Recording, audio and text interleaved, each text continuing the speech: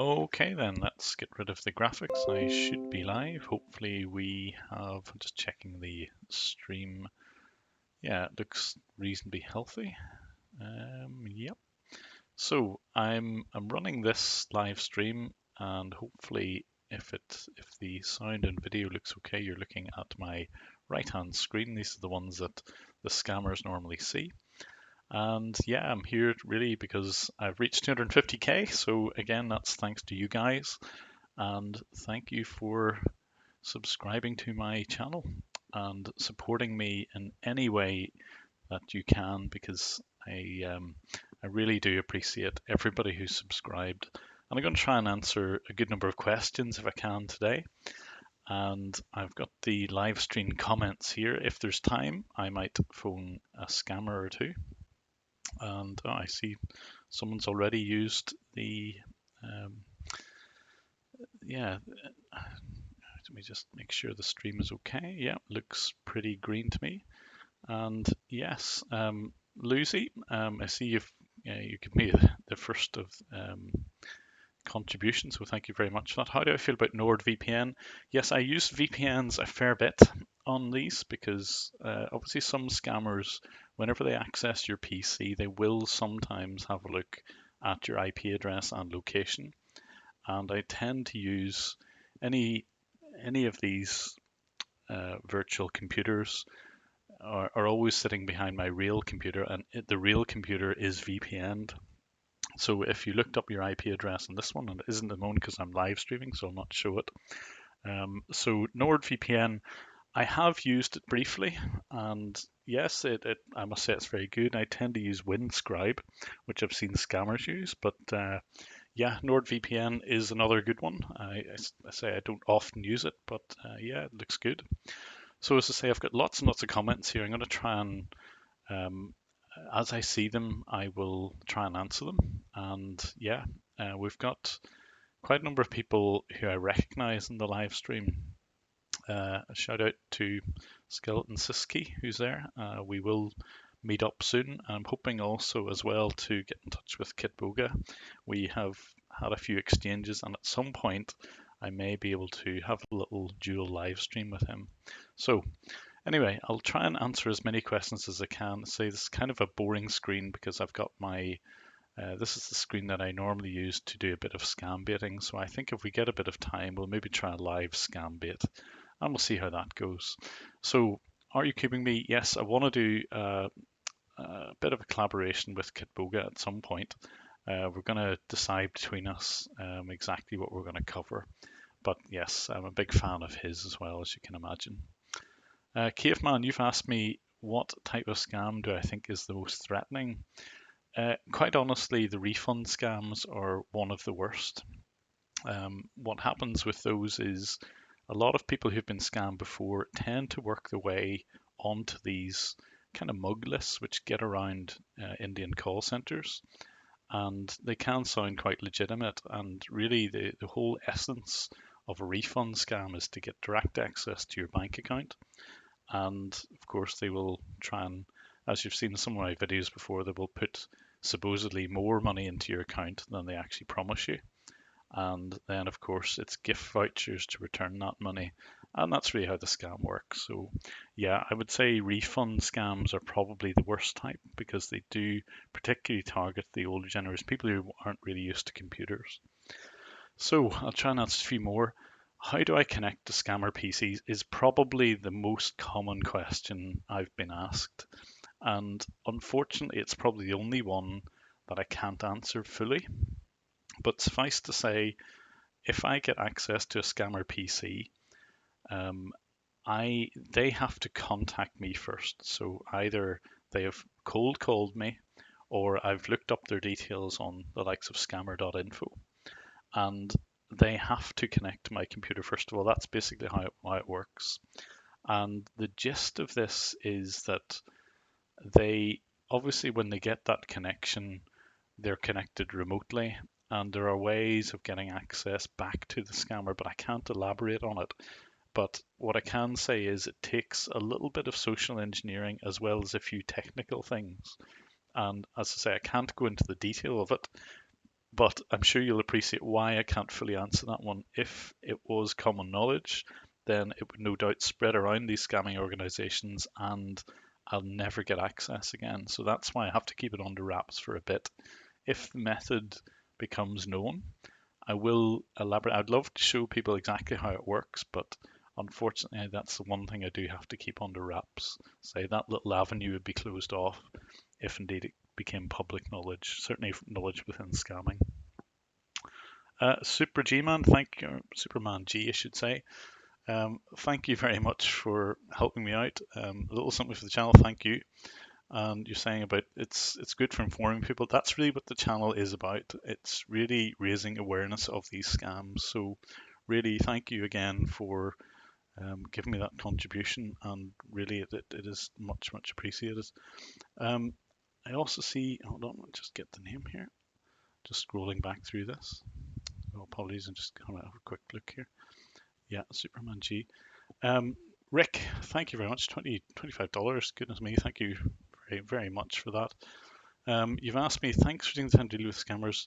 How much time do I do each week doing this? The answer is it really depends. I have a day job as well, and I tend to kind of, in the evenings when I get time, I will tend to have a look to see if there's any scamming organizations who are operating. And depends on the type of scam. I particularly go after refund scams because I think those are probably the worst, as I've said. And really, it's as I get time. I can't fully rely on YouTube because YouTube could turn around tomorrow and say, "Sorry, your content isn't suitable." And I've seen that, and loads of other YouTubers who operate in this sort of area have seen this in the past as well. And the likes of Diviar have had their channel completely removed, and even Neep, who again, it tends to come if you're exposing scammers, they will have no hesitation at all in trying to get back at you somehow and raising false copyright strikes. Or, I've had plenty of scammers who say, for example, that they're invading their privacy. I'm invading their privacy. And obviously, YouTube have to take notice of privacy strikes. But actually, YouTube at times they've had to listen to these scammers, and sometimes they're a little bit, they don't really look at the full picture. But other times, actually, they've kind of upheld my side of the story and actually allowed a feature, even though there's been a kind of a complaint raised. YouTube have at least listened to what I've said as well and come to a balanced view. And actually, some of the videos which could have had to have been taken out are actually still there. So yeah, so how much time to spend? Maybe a few hours in a lot of evenings. I don't have all my evenings free, and yeah, you can imagine I'm quite busy. As I say, I normally only get a chance in the evening times for this. Yeah, I'm trying to answer as many as I can, but I see some some more. Anne, thank you very much again. You've given me another $24, so thank you very much for this. I will, and thank you. And I don't know if you had a question with that one. I'll have a look to see is there a question with it as well. But honestly, if it's just contributing to my channel, thank you very much for that. I really do appreciate it. I'm trying to answer as many questions as I can, but there's quite a lot here, so I'll try and get through as many as I possibly can. How many rats do I have currently deployed? Well, ratting, of course, is remote access, and that would be illegal. So I would never admit to having remote access to scammers. But all I can say is, if you're a scammer and you've attempted to access my computer, I would be very wary of that. And certainly, I have gained access to a good number of these scammers, and there will be a lot more videos coming out about them shortly. And one group in particular, I've been able to, I'll not say rat, but monitor for a while. In fact, some of them have been operating since August of last year, and I've still got that, let's say, access. And yeah, usually three or four, but as I say, some of them I've been monitoring for a while and not yet been able to put a video out for various reasons. But yeah, you can understand why. So Tom has asked me, oh, thanks for the amazing work. Those scammers should be punished for what they do. I think the tide is turning a little bit that way. And as I say, if I do a search for December scam call center, or spent the American way, arrests, if I spell it right. And there has been a bit of a crackdown on some of these. So this is just one. Actually, I'll look at the second one because there's 16 call centers rated. There seems to be a bit of a crackdown, and it's mostly led by Microsoft. And Microsoft have been fairly instrumental in trying to crack down on some of these guys. And as I say, that the normal way that they put the fake virus ads, the Microsoft ones, is through typo squatting and malverts.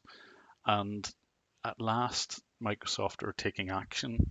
But I did hear that whenever these various call centers were raided, they went in with the local police, and there was actually another set of police who went in after that to try and defend some of the people in those scam call centers. So, I know there's a lot of corruption in India, and some of these call centers are employing people, and they're genuinely making lots of money. And it is seen as one of those industries where, well, hey, it's not Indians who are getting scammed. It tends to be people in Australia, UK, and US. And whenever the victim isn't in India, I think there tends to be less of an impact there. Certainly, the police maybe don't take it as seriously. So, yeah, that's really the way it works. So, yeah, they should be punished, Tom. I agree, but I think it'll take an awful lot of effort.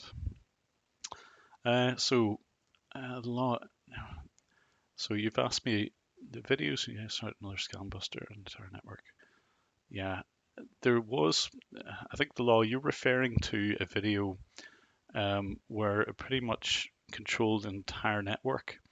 Now, I've seen Divyar and his guys do this, and Divyar has actually been able to put out software which makes lots of automated calls, and that really, really brings down a call center. That costs them a lot of money. And what he's doing, or his colleagues are doing, um, they really have a big impact financially on those. And although it's probably illegal again to kind of flood call these centers, to be quite honest, I can't see anybody really taking action whenever it's a scam call center.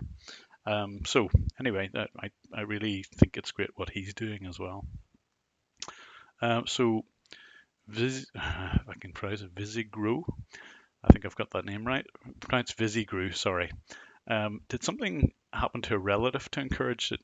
I do have relatives who have been scammed, or at least certainly get the calls. I don't know if they've actually been scammed. I have a friend who fell victim to a different sort of scam quite recently, and Visigrew, what happened there was someone had managed to get access to actually her brother's Facebook account and sent her a Facebook message saying, look, I need a bit of money to kind of tide me over. And she kind of didn't really pay too much attention to what was really happening and sent the money, and it ended up into another UK bank account. And the long and short is, she eventually caught on when she phoned her brother to see what this was about. But then the money had moved. And of course, the bank were not particularly helpful, I've got to say, in trying to recover the situation. And she's still waiting to hear whether the bank will actually improve that and actually get her money back. And I don't hold up much hope, to be quite honest. So yeah, basically, yeah, why I've got into this is because, yes, I've heard about these scams, but I particularly get a lot of the scam calls myself, and I'm in a position where I can do something about it.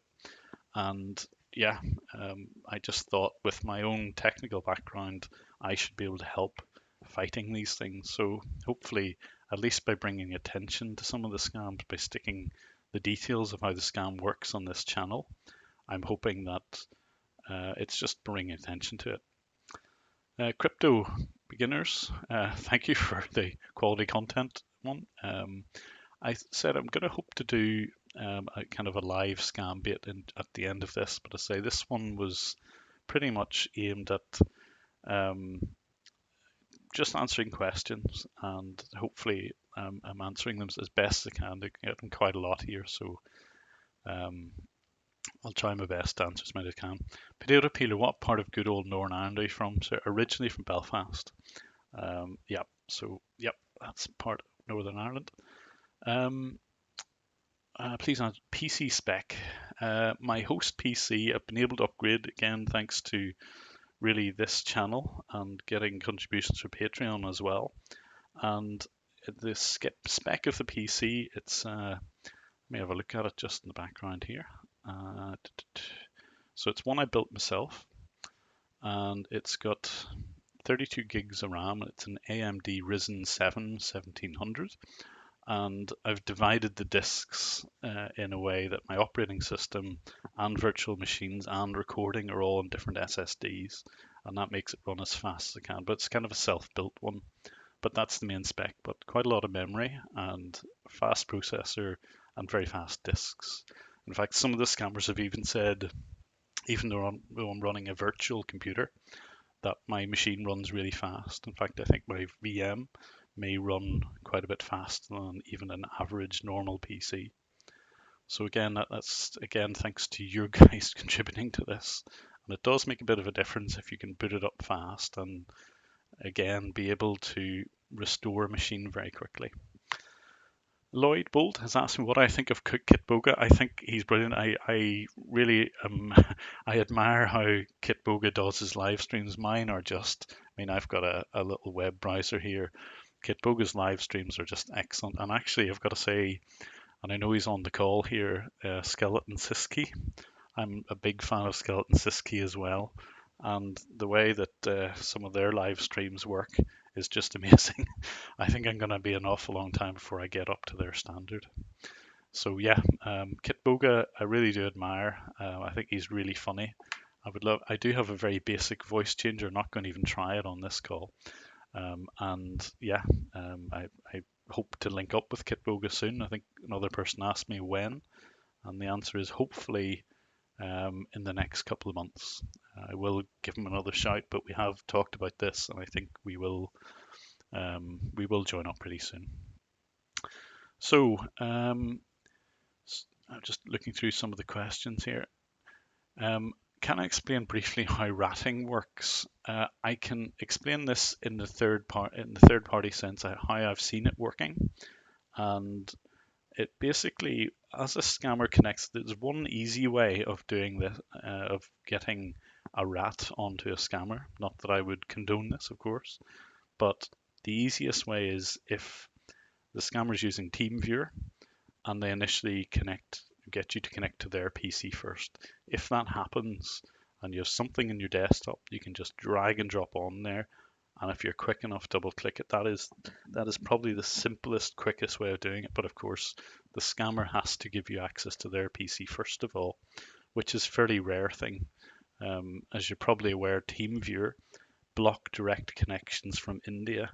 And then a lot of scammers try to get around this by saying, well, you connect to me first. So the connection is initiated from outside India to India. And if they do that, then they're quite vulnerable. But I think they've cottoned on to that. And I've seen a lot of scammers run two remote access software. So they'll run something like AnyDesk or GoToAssist first, and then put TeamViewer on. So they make the connection to TeamViewer from your PC. So yeah, that's the way that one works. So yeah, Dream Team Maggie Barry, Browning and Kitbo. Yes, at some point, I say I will join up with Kit, and hopefully we'll get a wee scam bit together. Hopefully. Eddie's Tech is asking Oracle VirtualBox or VMware. My own personal preference is VMware because I'm just used to it. But honestly, there's nothing wrong with VirtualBox either. It's a personal preference of mine, and I do find it a little bit easier to use, I've got to say. Trump, hello Trump, Trump RT mod. I don't know if it's any relation to Mr. Trump in the US, but anyway, I'll try and answer it. Jim, you know it's Alec. Yes, we did. Yes. Could you cover what we talked about a while ago with Wireshark? Yeah, in fact, will I do this today? No, this is probably not. Trump, Alec, I will do, and unfortunately I haven't just got around to this yet, but there is like I'll do a little masterclass on Wireshark. Wireshark is something I use not only to detect kind of who the connection is coming from, but it's something I would use in my work from time to time. And it's a very useful tool because it shows you packets coming in and out of your virtual machine, and you can pick up scammers' IP addresses if they run the right way. And Ishmael Ali, yes, Ishmael, I've been in touch with a number of times as well. So yeah, we'll have to hook up as well, Ishmael. Am I into gaming? Quiffy Piffy is asking, and if so, any favorites?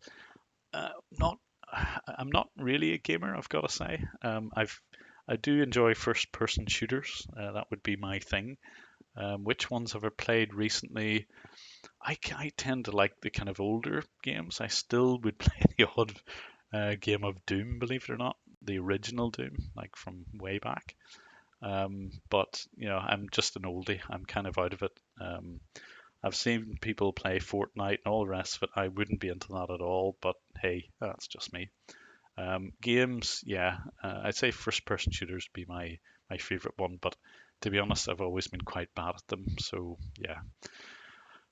Still having Lucy Boy still having nightmares from Wireshark and computer science. Honestly, if you look at my tutorial on Wireshark, if it's only aimed at getting scammers' IP addresses just to annoy them, I promise you it'll be not as boring as your computer science one. Please tell me it's not as boring as the computer science one.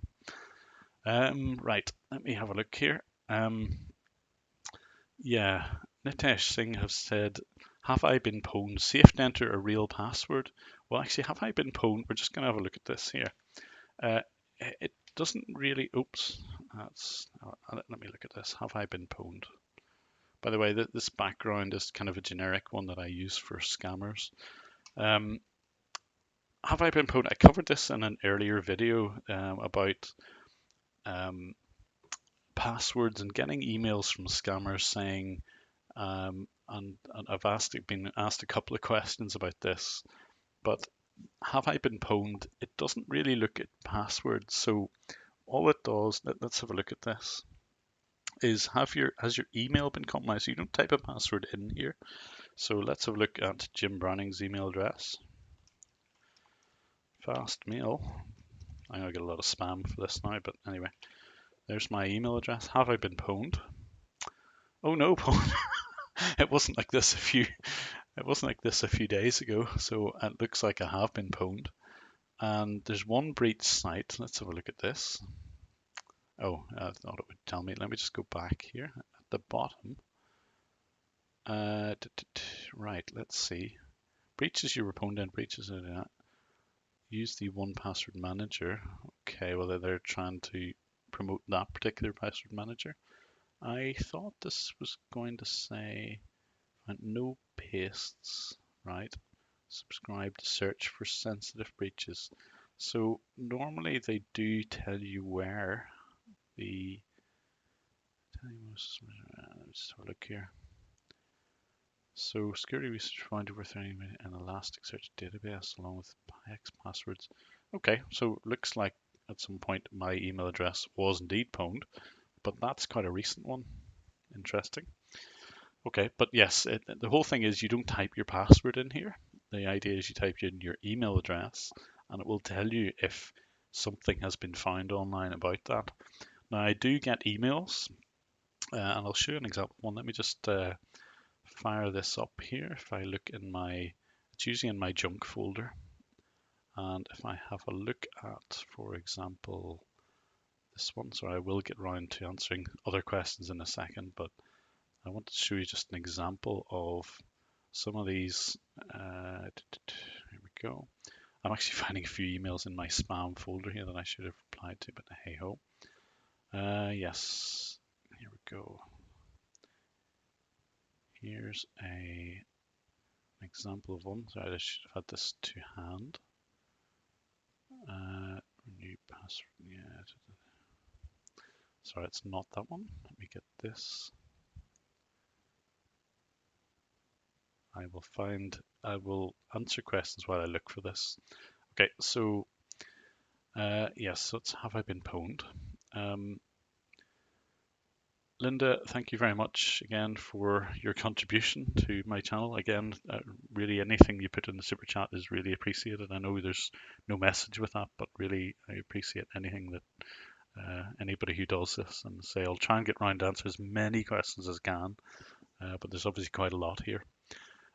Just going back, age reveal. Unfortunately, I'm not going to reveal too many personal details. All I can say is I'm over 40, and I'm, yes, not a spring chicken by any means.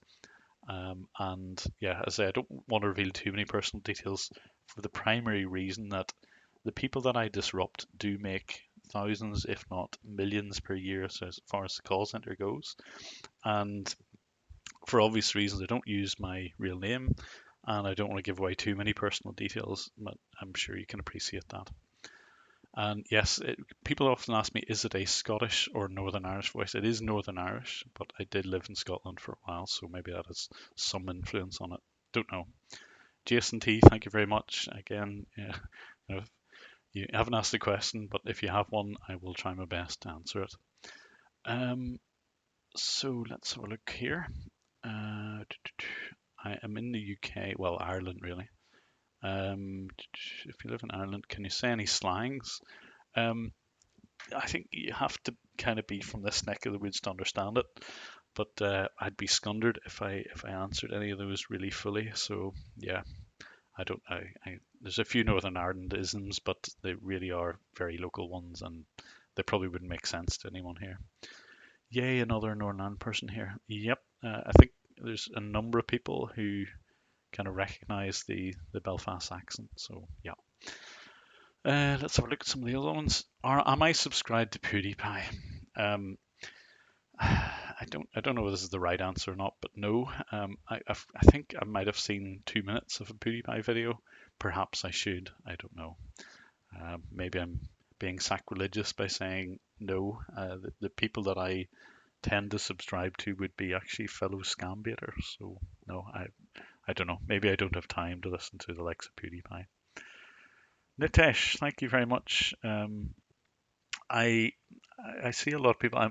Nitesh, I'm just assuming from your name that you're probably from India or possibly from India. I've got a photograph there as well. I hear a lot of people from India commenting about how it's a good thing to expose the scammers and that the scammers are an embarrassment to India, which they are. And I've got to say, I you probably represent the vast majority of people from India who can't stand these guys.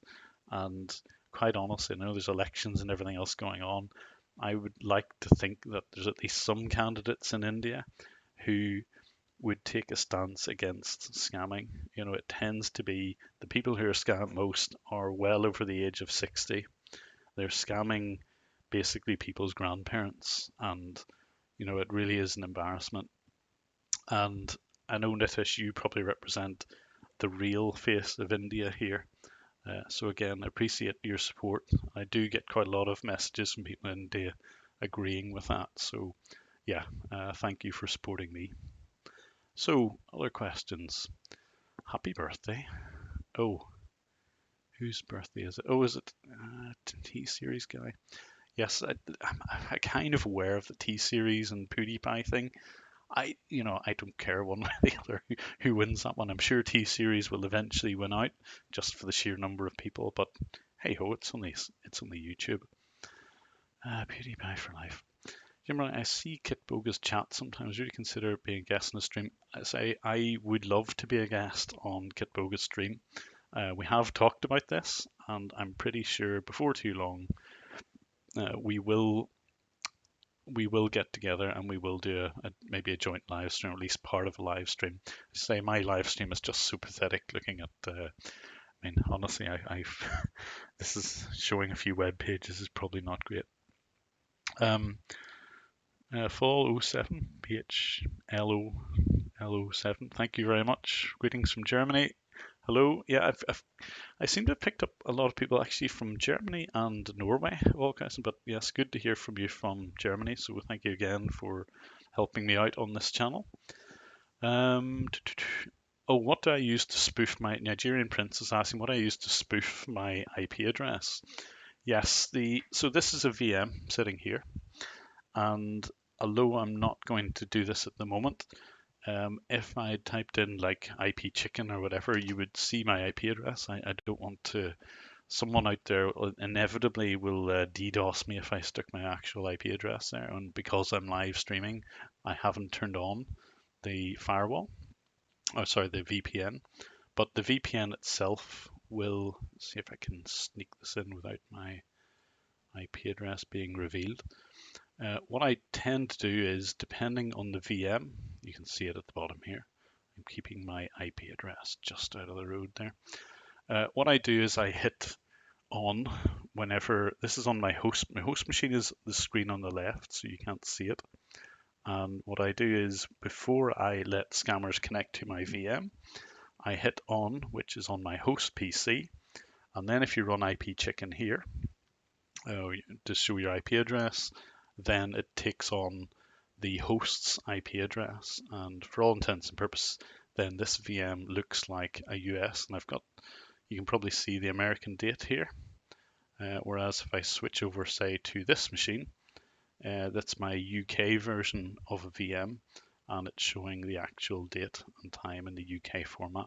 So again, even though I'm in the UK, I would hit put on my VPN and pick a different IP address just so that it's harder to track me. So yeah, it's always worthwhile running a VPN whenever you're scam baiting. Christian, do I play video games? I say not a whole lot. I say if I was to play any first-person shooters, would be the typical one.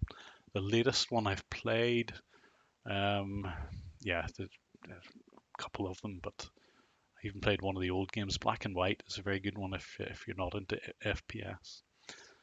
What VM am I looking at? It's not VirtualBox, no, it's VMware. So this particular one you can see here is for VMware. I have bought VMware. It's not well. It's again, it's personal preference, but it isn't a pirated copy or anything like that. Yep, VMware. Which VPN do I recommend? Well, I say I kind of like Windscribe. No particular reason. Nord Vpn is quite good. I would just say look at reviews of your VPNs and go with what you think is best value.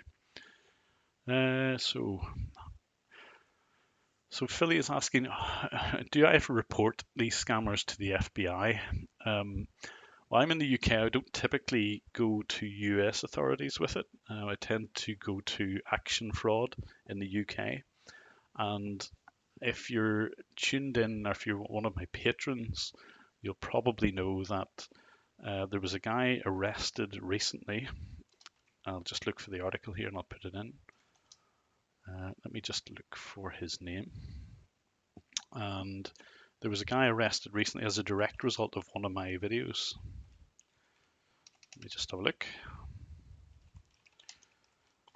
And he's one of the, let me just get the right one.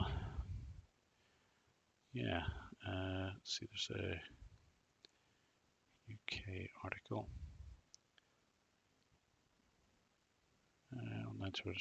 There's a couple of ones here, but I think I'm looking for that's not him, by the way, he's not the Indian athlete on the right. Let me just look for there was an article here. Excuse me a second, I get the right one.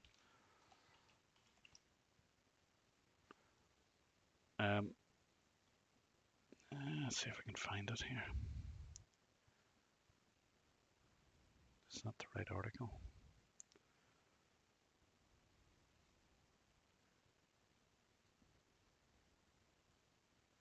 Yeah, so that one, let me see.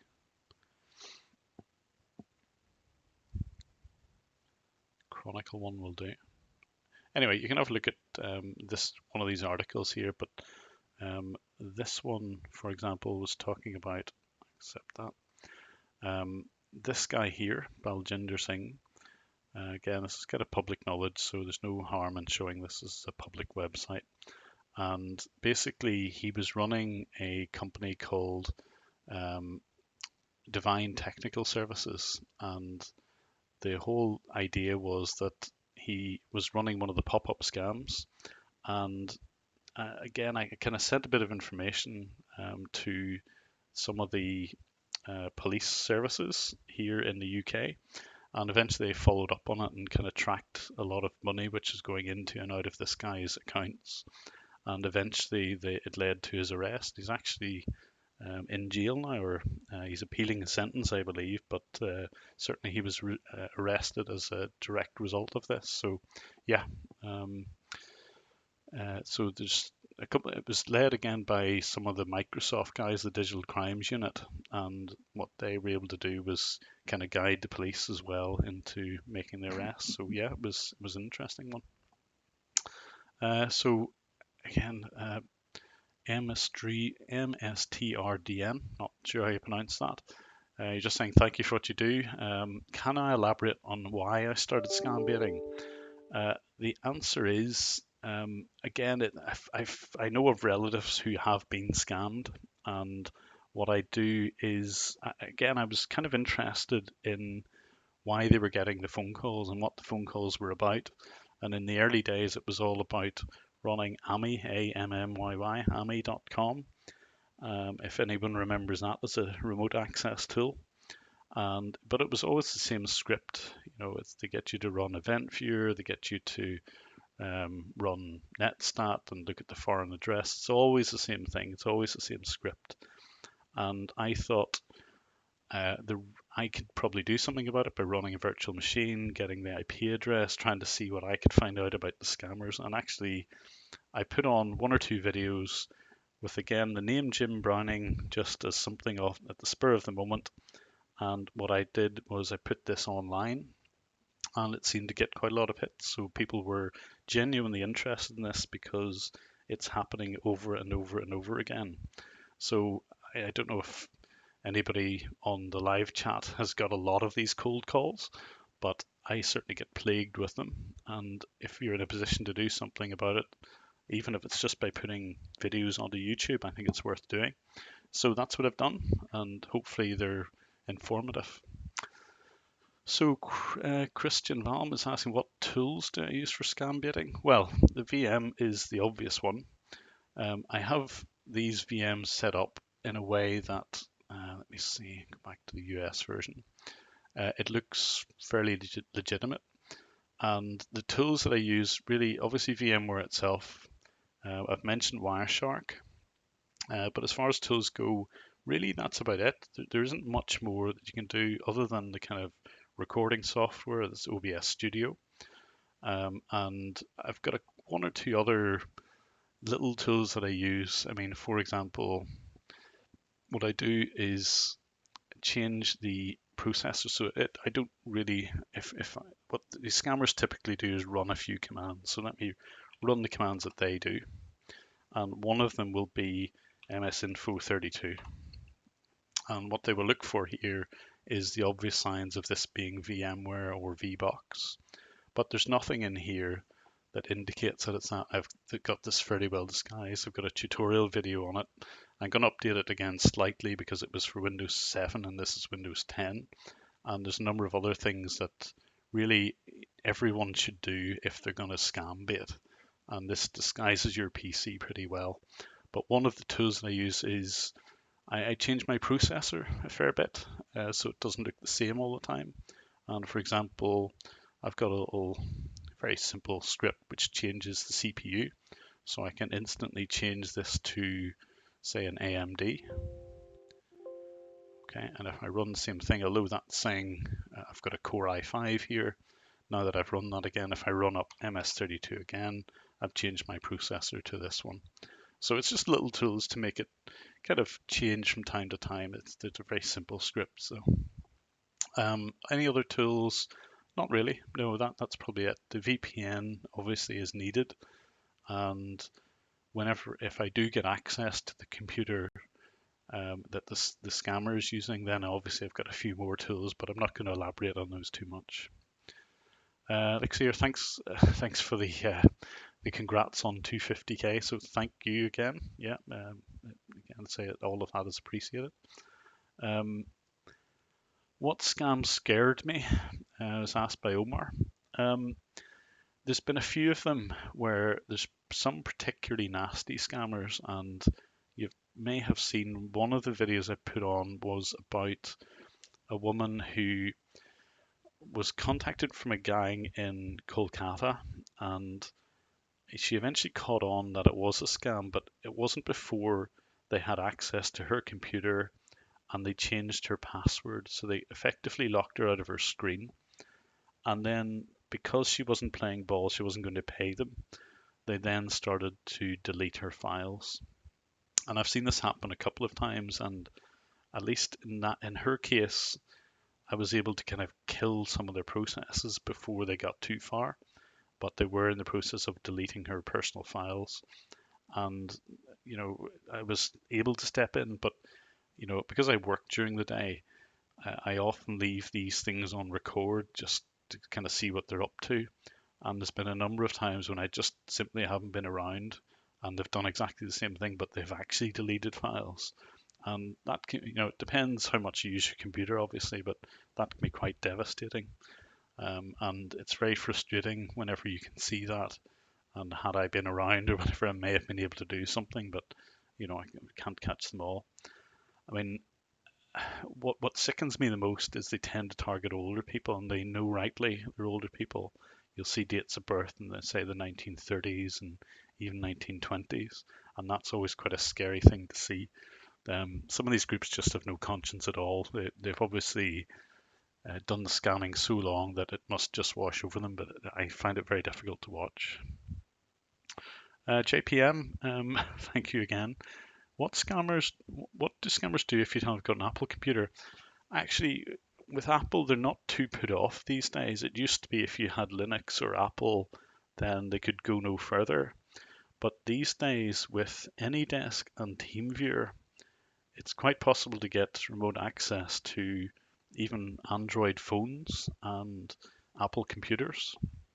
And they're not put off by this. And you may have seen there's at least one video I've put up where they've taken somebody who had a MacBook and again ran the refund scam on him. Some of the features in TeamViewer allow you to get the full access you need, but it doesn't have the black screen feature. So what they do is they turn the brightness from 100 to 0, and that has the effect that it kind of blacks out the screen for the victim, but the scammer can obviously still see what they need to, and they'll go in and edit the HTML if they're logged into their bank and so on. So yeah, hopefully that answers it. But yes, if you're not immune if you have an Apple computer by any means, and I wouldn't regard it as, particularly when it comes to refund scams, I wouldn't regard it as being a safe option by any means. It's being targeted more and more these days. And I've even seen people giving access to their Android phones, or indeed an Apple iPhone. The client will work on either, and yeah, it's quite possible to manipulate a phone as well. Just some of the other questions. Do you work full or part time? I do work full time, and that's why it's quite difficult for me to put out videos too much. I am trying to get more time to do these, but as I say, I'm quite busy in real life anyway, and I can't always get the time. As I say, I mentioned on this stream that I can't fully rely on YouTube as a way of earning money because it's just too temperamental. And I've seen it happen too often that YouTube could turn around tomorrow and say, "Sorry, your content isn't right for us," and it's just too unreliable. So yeah.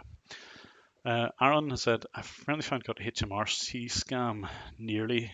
Yeah, I've actually had HMRC ring me as well. HMRC, if you don't know, is the tax authority here in the UK. And so it's a little bit like the IRS scams or the CRA scams. And I've had texts saying that HMRC are owed money, and to phone certain. In fact, I might put up the audio recorded of HMRC phoning me, and again, Indian accent, unfortunately. And yeah, I just kind of, unfortunately, with those ones, because there's no computer access,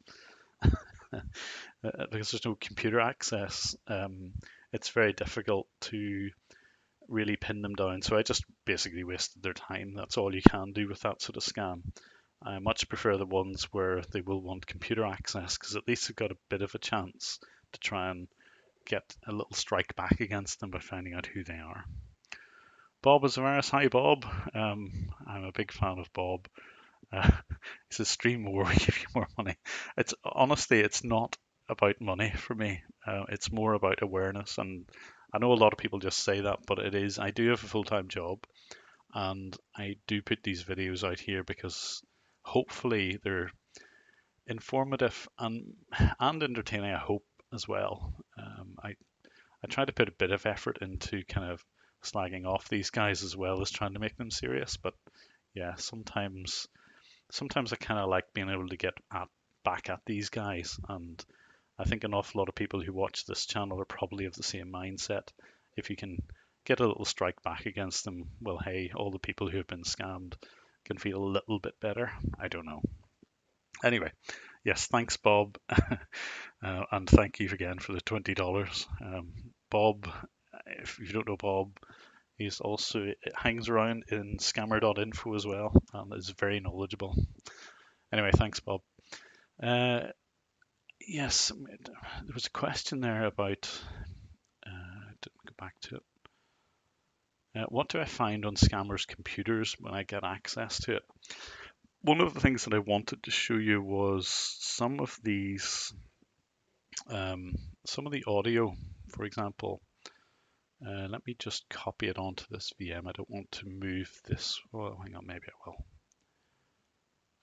Yes, let me show you an example of what you can find on some of these scammers' computers.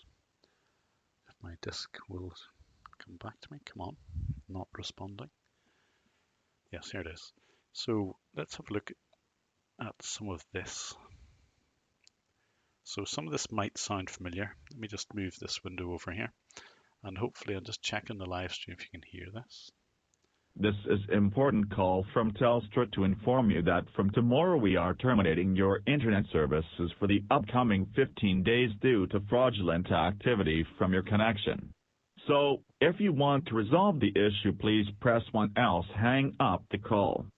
Okay. Please press 1, otherwise hang up the call. So some of that might sound familiar. That's a Telstra one from a company called Manier Software Cognitive Media Solutions, and these guys are in Calcutta.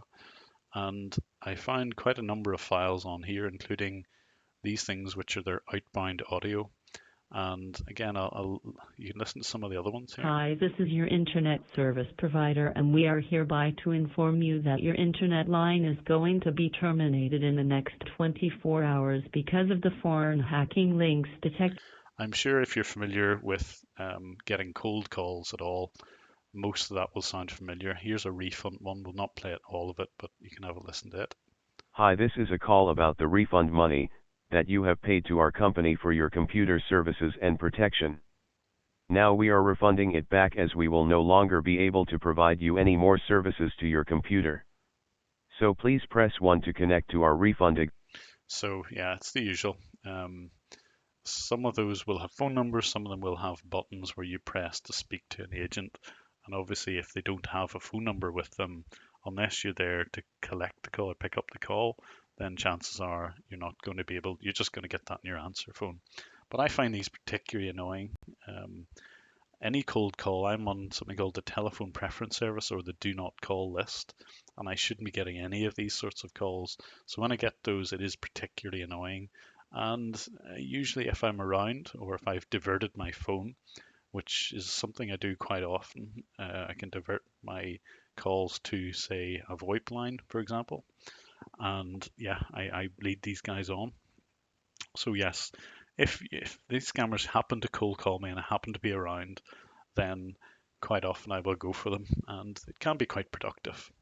And even if I can't get access to their machines, at least you've got the satisfaction of knowing that you're wasting their time. So just answer some more of these questions. I'm not going what age are you? I have answered it when I'm over 40. I'm a bit of an oldie. Yeah. TPS can't block spoof numbers. That is correct. So scammers will spoof their numbers all the time. And I've seen, and I'll bring it up on the screen here. There's a company called Dialer360. Let's have a look at their website. .com. And they produce, okay, it's not, okay, I don't know why it's not blocked. I don't know why it is blocked. Let me just do a Google for it. Dialer360. Probably because I spelt it wrong. Dialer360. Let's have a look at the website. That one. No, I did spell it right. Okay. Dialer360. Anyway, these guys are an Indian-based company, and what they do is produce mass calling software, and they have a feature called Spoof Local Number. And what that does is, as the name suggests, whatever outbound number it happens to be dialing, they will alter it by a few random digits at the end to make it look as if it's a random call. And there cannot be any legitimate reason why any software would do that, but yet these guys produce it. And what I would like to see happening is the people who produce the likes of this sort of software are ultimately fined. It's against EU GDPR regulations, it's against FTC regulations, and as I say, there cannot be a legitimate reason for having that as a feature other than the scammers love it. So yeah, spoof numbers. It's impossible to block them. Sometimes they'll appear as international numbers, but quite often they don't. And if you ever try to call a scammer back in one of those numbers, chances are it won't connect. So I will go on to this. Can I speak a little louder? Oh dear. Right. Hopefully my bit mining machines are humming too loudly. So your Bitcoin mining, I'm afraid the days of Bitcoin mining with your own personal rigs, I think, are over. But hey ho. Jim, do you know I have a virus? I try to avoid getting viruses, to be quite honest. But hey ho. Is your name actually Jim? No, it isn't.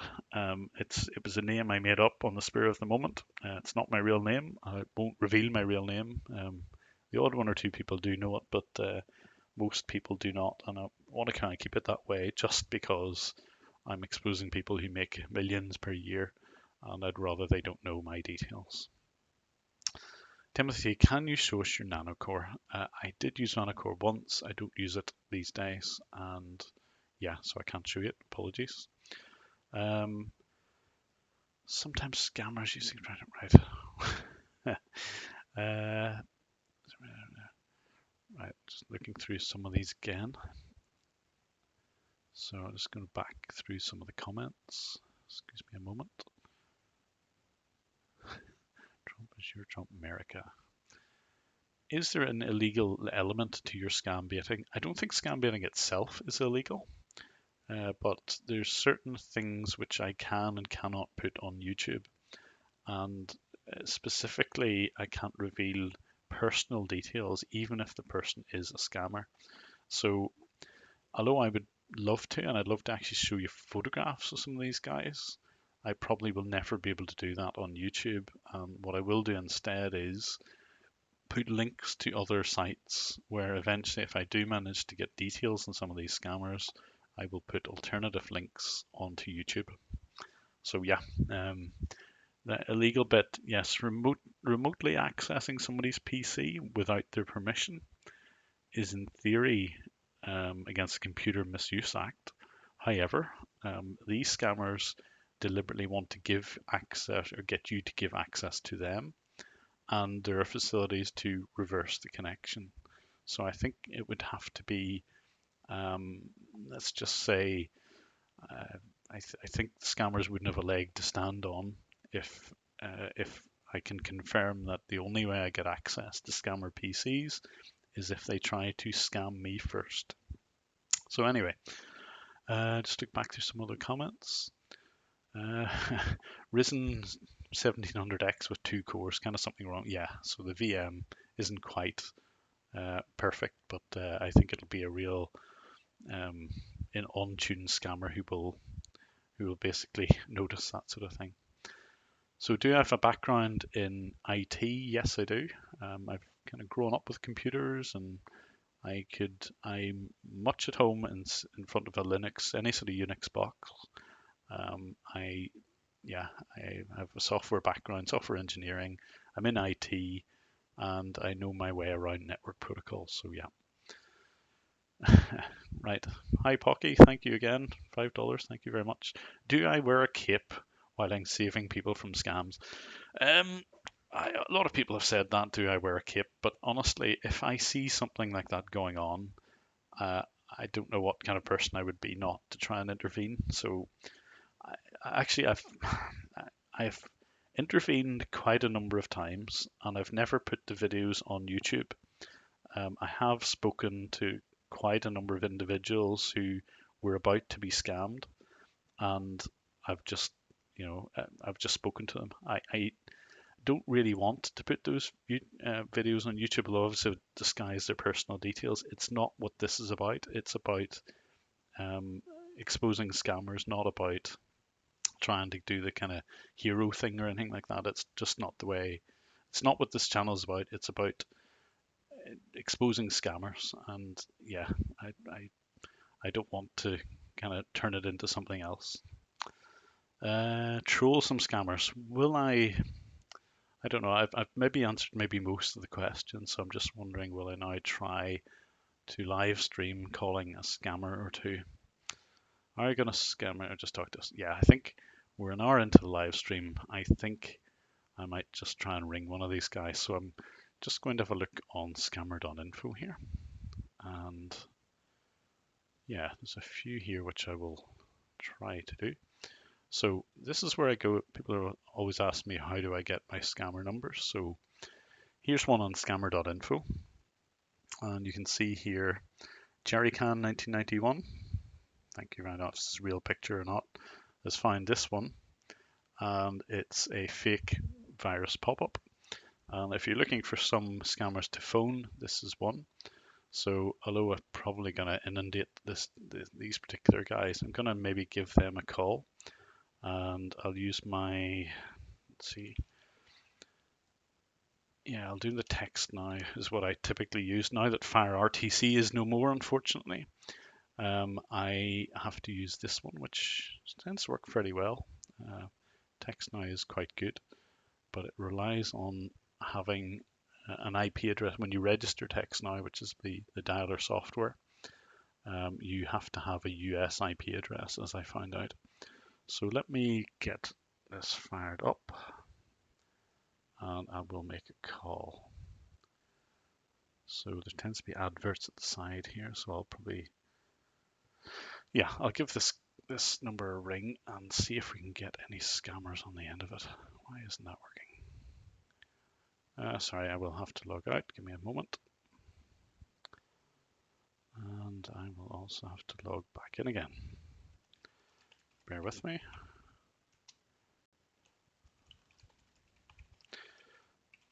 And while I do that, I will try and answer other questions. So let me get this logged in again.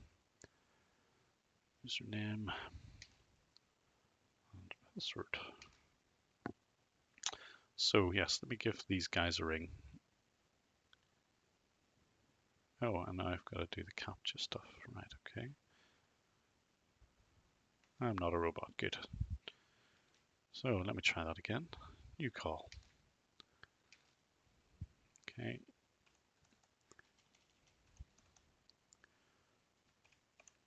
Let's try that one. Okay, so we're giving them a call. So let's, hopefully this will be loud enough. Let me just check the live.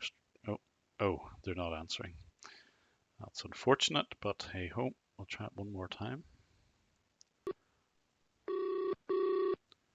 Let me try and turn the audio gain up a little bit there, so bear with me. It sounds a little bit dim.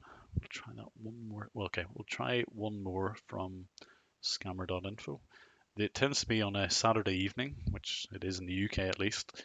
There's not many scammers around, so let me see if we can find another number to use. Yeah, let's try this one. If you don't mind, don't put the numbers onto the live chat just for the moment. So I've got another number here. I'm just going to try it.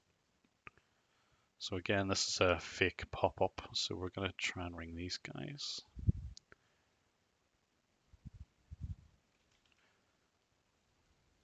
There we go. Right, hopefully these guys will answer. Let me know if the audio is okay. Sounds good. Okay, let's see. Have dialed is not in service. Oh, not in Please check service. the number and try again. Okay. Goodbye. Goodbye. Try another one. So I'm also picking these up from Aderos. So this is another feature that was Galagus, and Bob has a virus. It's his own version of this as well, and it automatically detects these scam pop-ups. So I'm going to give one of those guys a call. So again, we mightn't be able to get anyone here, but let's just see. Oh, right, okay. Try that one. Is my VPN on? It isn't, but if it gets to the point where I think that the scammer is going, no, right, okay, we're not going to get too many of these. This is the unfortunate thing about dialing at this time of the day, unless it tends to be that on Saturday evenings and Sundays that these guys don't actually operate. Let me try one more here. So 188 text line official. I know you're on the live stream, so this is one that you've said no answer for. I'm going to try it again. Let me just give it a go. Oh, hi Paul.dll. Good name. You're my animal spirit. Unless your voice is to an not. automated voice My voice messaging isn't, but I system. think this audio may be. 816666129 is not available. Okay, fair enough. We will keep going. EIB, thank you again. You've thrown me a tenner. Thank you very much. It just says with the message, keep up the good work. Thank you very much. Really appreciate that. Another question asking how old I am. I'm saying I'm an oldie. I'm over 40. That's as much as I'll say, I'm afraid, though. And a lot of ones saying congratulations on the 250k. So again, appreciate that. That's all down to you guys. So really, thank you very much. How do I find the scammers? Let's say one of the ways, and I'll maybe go through this here, is through scammer.info. So scammer.info, if you don't know, is led by, I also find me on the Discord here, but this will give you plenty of resources for people who, if you're into tech support scams, license key scams, IRS scams, you'll find plenty of numbers here. And it's a good idea to keep these guys as busy as you possibly can. So let me have a look. Any more? What other hobbies do I have? Yeah, I play squash. I'm not going into too many personal details, but yeah, squash would be another thing that I'm into. Given that you're in Northern Ireland, you also mean mainland, do you consider a meetup for those? Again, a meetup. I don't know. See, again, I'm kind of guarding against revealing too many personal details. So yes, possibly not, although I might make the odd exception to some other YouTubers. I have got, and this is maybe something that might be a bit of an exclusive, but I have met up, or have spoken with, I should say, another YouTuber who's based in India. And before too long, I don't want to reveal the details just yet, but I've always been interested in actually seeing the call centers, or indeed how some of these scammers actually operate. And there's a possibility of getting more than just looking at a computer screen, but actually looking at some offices and buildings and so on for scammers. So that's something that I'm planning over the next number of months, and hopefully I can reveal a bit more detail about that in another few weeks. Ramo asking, am I a Conor McGregor fan?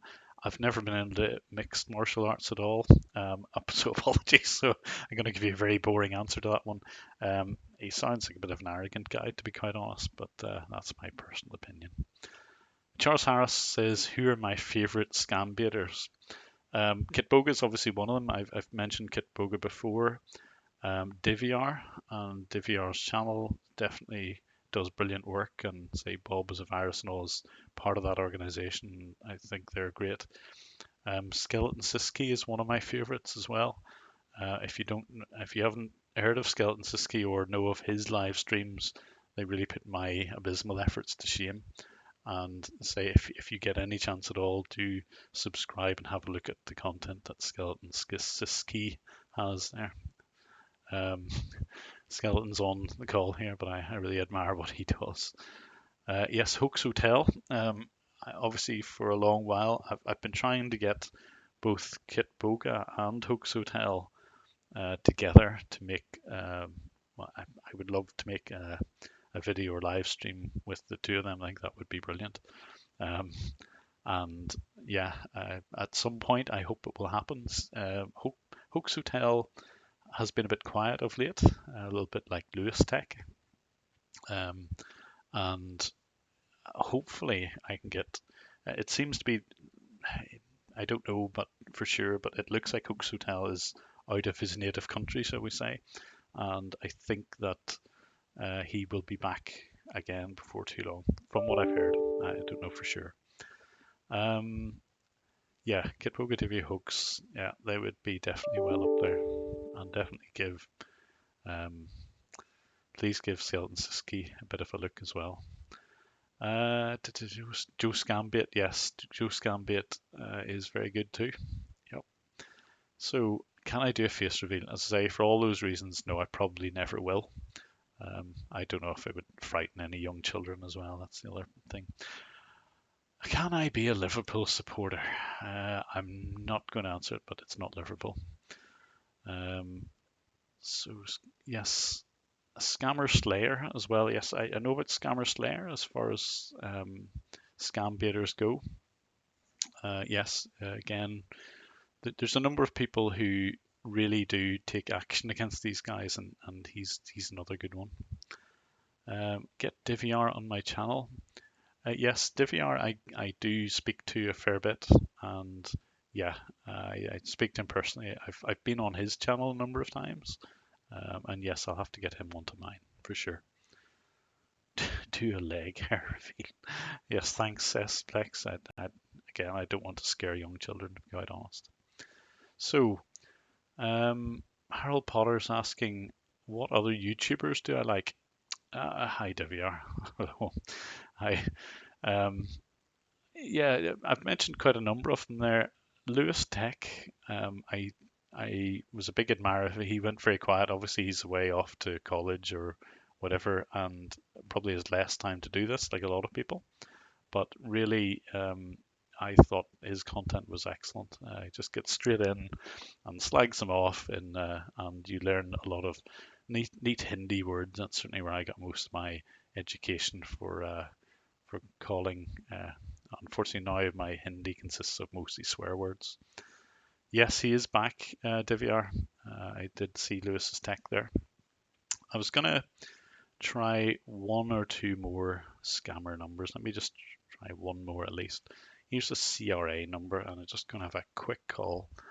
Unfortunately, this isn't the right time to make these calls, but hey, we'll give it a go.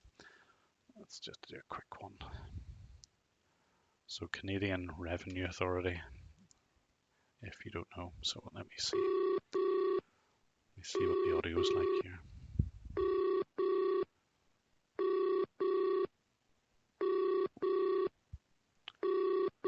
Not going to be a successful calling night, I suspect.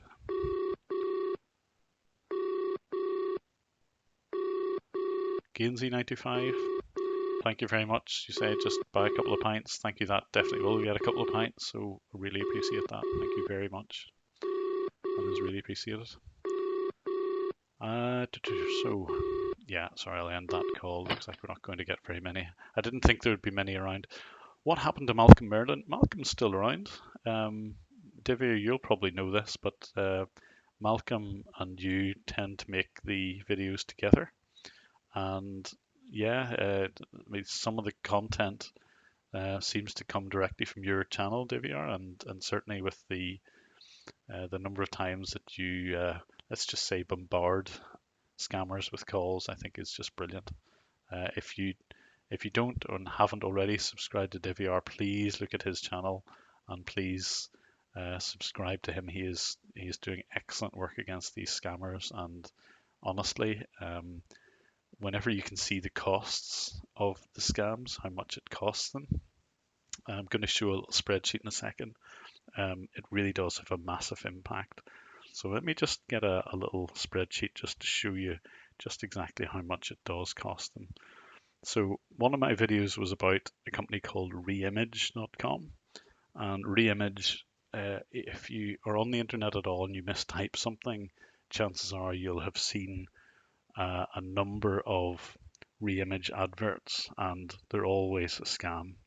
So let me just show you how much these guys make. I gotta open up a spreadsheet here, and I'll just share it. I'll drag it over here. So this is one that you may have seen if you've seen one of my videos before, but this is from the end of January 2019, and this is a spreadsheet which is from the Reimage support company. And they don't just support Reimage, but Reimage is one of their biggest ones. That's this row here. But this is an actual spreadsheet from the Reimage support, and their real company name is Echosoft LLC. But this bit in the top right is what they make per month, and that really is $1.8 million per month, and it's around over $50,000, $64,000 per day. And that is not small money for any organization, considering they've got pretty much zero overheads other than paying the 300-ish staff that they have to take these calls. And Reimage is complete scareware, but these guys are making huge amounts of money, and that's probably why I'm never going to do a face reveal or personal details reveal, because when you find out just how much money these guys make and you can see exactly how they run their scams, then it's a huge amount of money. And if you have a look at, there's something called Scareware Part 1 and 2. If you have a look at those videos, I reveal a lot more about these guys, but yeah, it's a huge amount of money. So just other questions. Artists, how much time do I spend? I think I've answered this one, but you know, I don't do this full time. I tend to do this in the evenings, maybe 1 or 2 days a week, for a few hours. So yeah, it takes me quite a while to get videos together. That's why I'm not a regular uploader. Question about, yeah, 1.8 million per month is correct. And let's say that's just from one company in Delhi, say Echosoft, or they've got a couple of other alias names as well, but Echosoft LLC, and it's really quite scary. Yes, so that's why I don't reveal my identity. Have I ever fallen for a scam, Team Tom?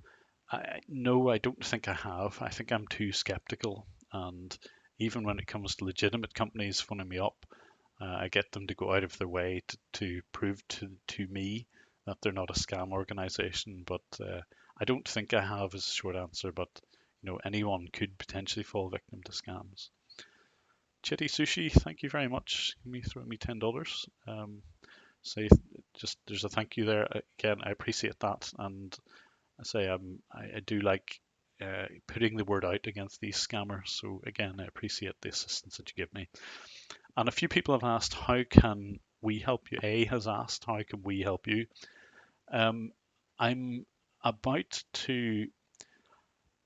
I've got quite a bit of information about certain scamming organizations, and in particular, I've got a list of victims of these scams. I've done a video in the past where I have emailed all of those victims and given them a few instructions as to how to try and get their money back. I'm about to do the same thing again, but what I found the last time I did this was bulk mailing, you tend to get tar pitted very quickly.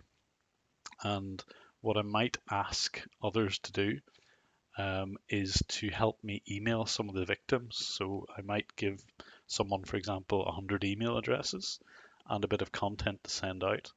And if you're around in, I'll say, the Discord server for, if you want to, I'll just put the link here.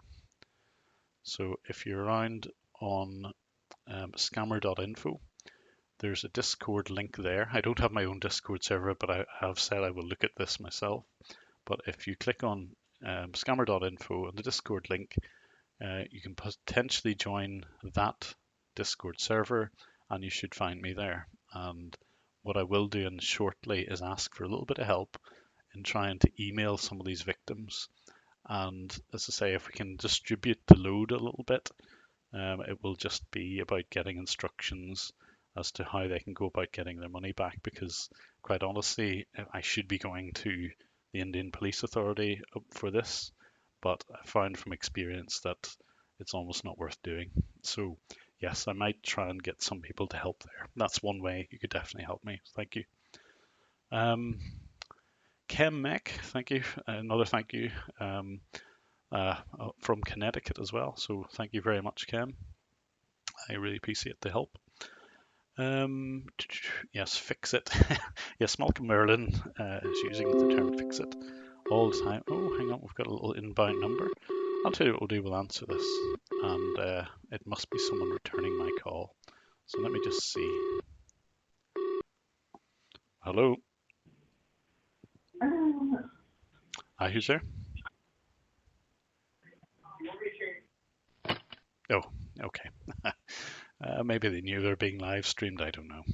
Anyway, so our Richard Jacket is asking, are you doomsdays.exe? Yeah, I think I know what that is. That is the new version of Doom, isn't it? Yes is the answer then. So let me have a look. Some more questions. Yes, a few people willing to help us to say I will join in probably during the week to ask for a little bit of help in trying to mail a lot of these scam victims. And if you can help out that way, it really would be appreciated. Is there any way to block, this is Christian is asking, is there any way to block scam websites? No is the short answer. A lot of scammers put on ad blockers in the hope that that will somehow block some of their, competitors, so we say, fake virus pop-ups. But it does nothing of the sort, because what happens is that scammers buy loads and loads and loads of domains and will very rapidly change the domains that the pop-ups appear on, quite simply because people report it and it gets blocked, and they'll need something to keep their call center occupied. So the chances are they will remove their software from one site and replace it with a new URL, and that will mean that they will have thousands and thousands potentially of domain names. So ad blockers, which rely on a kind of a blacklisted site, just will not work. So if the question is there any way of preventing those pop-ups? No, not really. Not at the moment, at least. Description Exo, what's your favorite YouTube video that I've made? I would probably say it is to do with the scareware stuff. These guys who are making the 1.8 million per month. That one took a bit of effort. I had a little bit of help. There's that one person knows who they are, but quite honestly, it was really, really revealing to see what Echosoft LLC are up to and just how much money they make from that. It was quite scary. So yeah, that's probably my favorite. It's called Scareware Part 2, and as I say, if you have a look at it, you'll see this particular spreadsheet. And there's, oh dear, did I reveal all the names of their agents? Oh dear, I better put that away, shouldn't I? But anyway, the long and short of it is they make such a large amount of money that it's good to be able to expose them. And what I was hoping would happen is that the Indian tax authorities would take a notice of this as well. So even if the police don't take notice, it tends to be that their tax guys probably do. So with any luck, they'll be looking at them. Yeah, hopefully they'll be looking at them. Blue Scalpel, again, thank you for the $5. It's a bit of a thank you, but yes, I really appreciate your help with this. So thank you again. Do I play Roblox? No, but there's someone else in my household does. I will say no more. Whoops, yes, sorry, I shouldn't have accidentally put those scammer names up there. That is, just how much money they make and what their employee numbers are and which units they work in. Oops, dear oh dear, I accidentally clicked that. That's such a shame. Anyway, right, so someone Discord, right. Can you type? Oh yes, okay, yes. The way that you typically get these scam pop-ups is if you mistype URL. So one person suggests type in YouTube with an extra U, tube.com. That'll probably be okay. Anyway, I don't want to put up too many of these because sometimes you get porn pop-ups, so I don't really want those to appear. But yes, that's the idea. That's how you typically get some of these scam pop-ups, but you get the idea. Charlie Harris, thank you again. Jim, thank you for busting scammers. Yes, I do enjoy busting scammers when I can. I say busting up to a point. Say that bar that one arrest in the UK, there's been really no arrests that I'm aware of other than I've let Microsoft know about the odd one or two scamming organizations, and hopefully it'll form part of their hit list in the future. So artists, again, thank you for the $5. I would disagree. I have a Raspberry Pi running as an ad blocker. Yes, it is possible to do ad blocking. I agree, and absolutely ad blocking is something that is possible. Okay, but say as far as the scam pop-ups go, they tend to change their domain just so often that ad blockers can't really cope with that. And you will see, for example, on quite legitimate sites, some very dodgy adverts. And again, it's something that's very difficult to crack down on. Linda, how many Easter eggs have I eaten?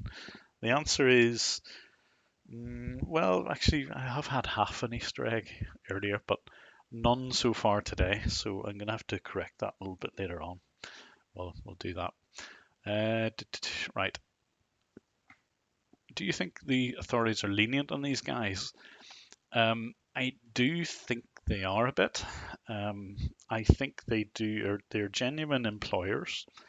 People make plenty of money from them, as you can see from that list of people from Echosoft. And yeah, I don't think they turn a blind eye completely. I think they are not motivated whenever the victims tend not to be in India. Let's put it that way. And I think they could do an awful lot more, to be quite honest. Now, some of that is down to resourcing, and some of it is down to literally not having enough expertise in the area. So yeah, I can't entirely blame them, but at the same time, it's a reputational thing, and I think they ought to be doing more. Duffelpods, do I get robocalls? Yes, I do. I'll say I played a few of the audio that I've heard in the past, and some people who are my patrons will already know this, but I have been able to replace the audio in certain scamming organizations. And I'm going to play a little bit of audio, the before and after audio. Some people will already know about this, but I'm going to play a little bit of audio here. And this was the original one. Hi, we are calling you from Microsoft Refund Department. If you remember, you have a contract with us for computer support and services. Unfortunately, we are closing the business, so you can give us a call for the refund of the amount you paid. To claim your refund, please call us or press 9 to talk with our agent. So that was a little file that I found on, let's just say, a scamming organization's dialer 360. And I replaced it with an MP3 version, named the same. Hello, but this is an automated message being sent from scammers from India. They were going to try to scam you by claiming that you would get a refund from your computer maintenance company. However, this is just a scam so that they can access your computer and will try to get money from your bank account. If you ever get a message like this, it is always a scam. Please do not mention that I have changed their message, but if you would like to waste their time, you can speak to these scammers by pressing 9 now. So that's what I replaced it with. And this particular group were sending this and literally about 20,000 numbers over the space of around about a week. And I thought I will use their audio as a way to probably educate people who would be potential victims of this scam, because they obviously had a list of people who had fallen for or been victims already of these scams, and they're obviously ripe for a rescam. So changing the audio like that has a really dual effect. They were scratching their heads as to why they weren't getting very many calls from their outbound call list. They were guaranteed pretty much a response rate where they could cope. They were a team of about maybe 5 or 6 individuals, and they would have set this at a rate where they expected certain volumes of calls. And because I was able to replace their audio like that, it was hopefully getting the message across. At some point, I'll create a video of exactly who that organization are and really the effect that that had.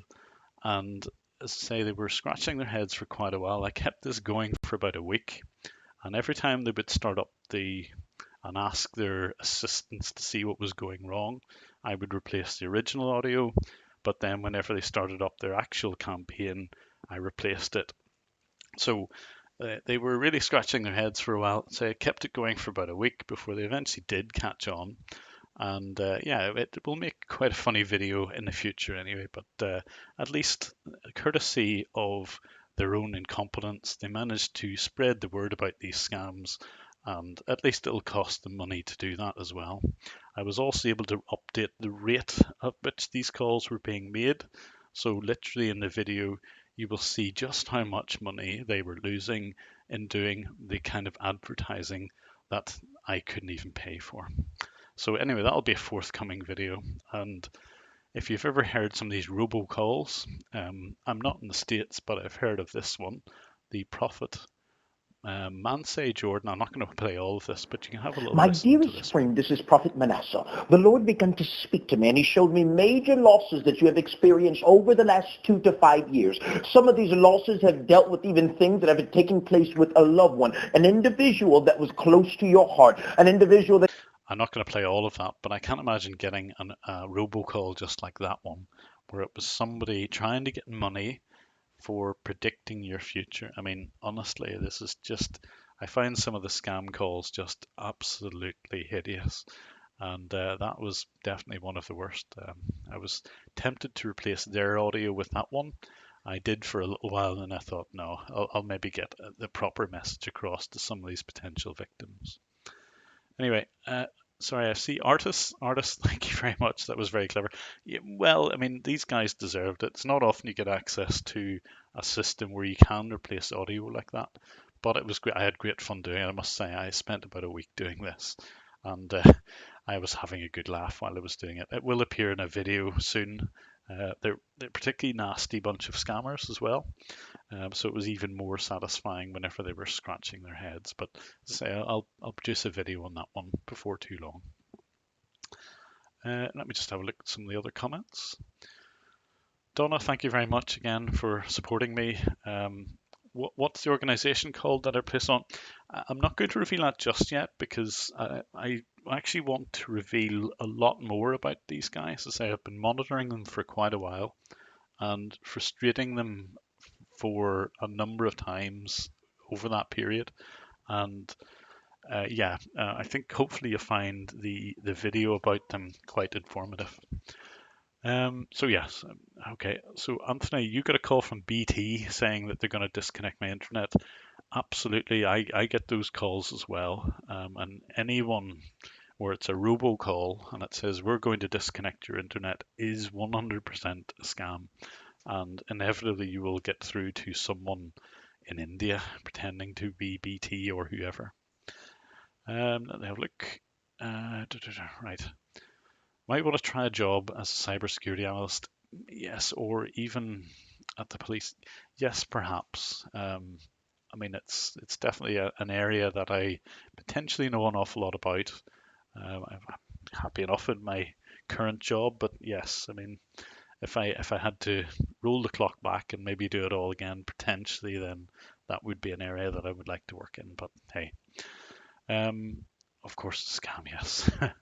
um, so just have a look at some of the other comments. Okay, yes. So if you get these sorts of calls, and if you're in the position at all to press one, if you're around, they tend to put these calls in during the UK day or the US day, with the intention, to be honest, of getting older people who are more likely to be around, not at work.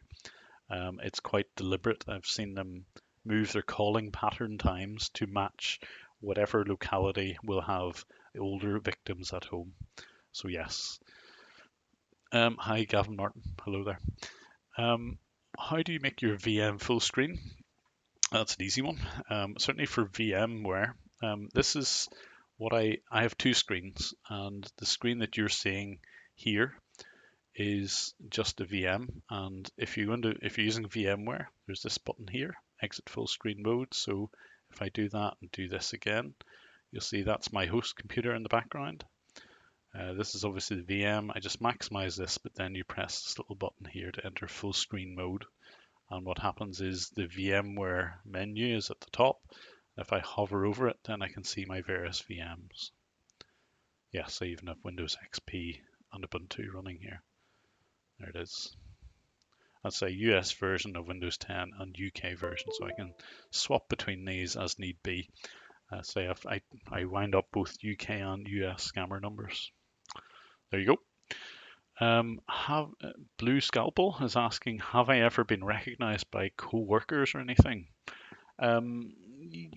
Yes, actually, there's one guy in my work who said, "Was I Jim Browning in disguise?" And I couldn't really say no. So yes, there's at least one person in my work who kind of knows about this.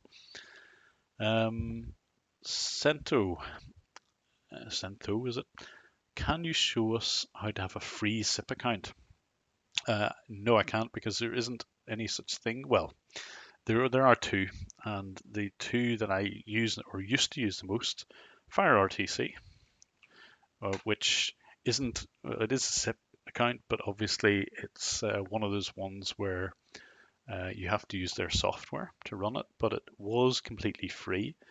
Now, unfortunately, it was abused so much, and I could have nearly predicted this, that FireRTC said basically that it was being abused so much that they had to kind of call it quits. Now, I think they will produce a new service, but it will be a nominal paid for service. I don't know if it's a fixed amount or price per call. So unfortunately, that little revenue or that opportunity to use SIP accounts for free for US and Canadian numbers, unfortunately has died. However, there is TextNow, now.com, which again, if you use their client, and you've seen my client briefly, these guys will also give you free calling, unlimited calling and texting to USA and Canada. And that is completely free, but there's obviously adverts associated with it. And yeah, that's your two ways of getting free accounts, but it's not fully SIP. So I also have a dialer, which again, I have people again ask me about the dialer that I use. This is soft phone. It does have a SIP account behind it, and I tend to use SIPgate in the UK because again, I can change my number fairly easily. But it's not free. I pay for it. David Faulkner, thank you very much. You haven't given me a message there, but I see you've given me $50, which is just amazing. So really, thank you. It's really, really appreciated. Thank you very much for that. If you want to ask a question, please ask away, and I'll try and answer it as best I can. But really, thank you, David. That's really a lot of money, and really do appreciate it.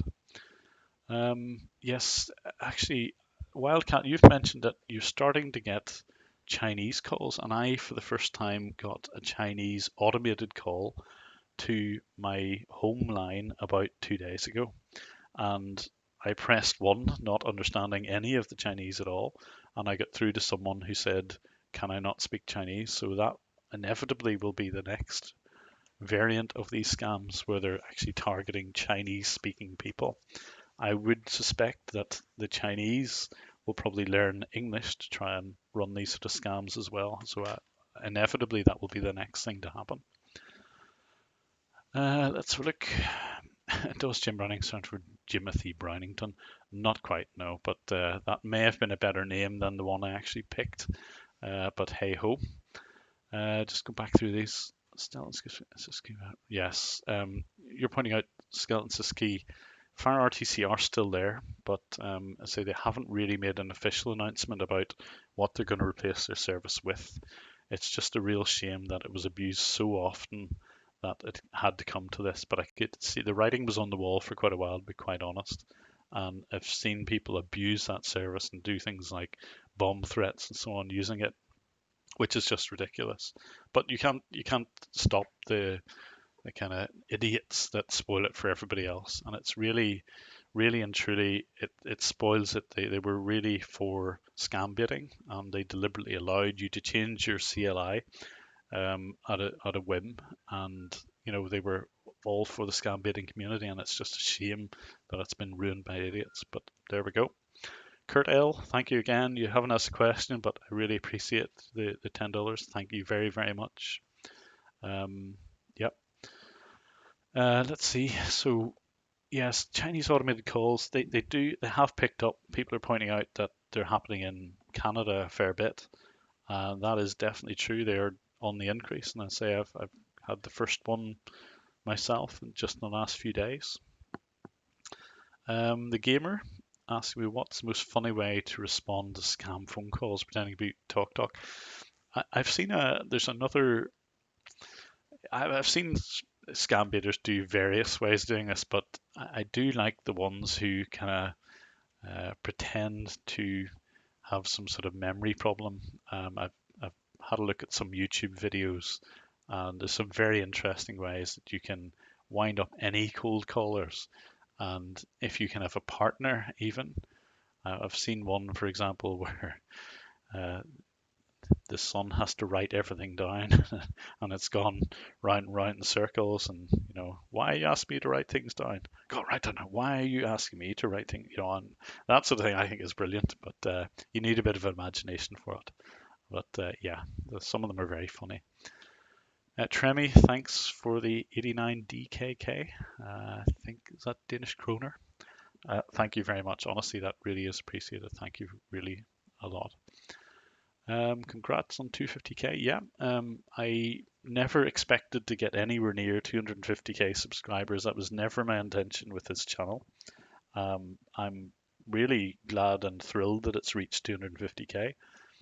So I never expected it to get anywhere near that.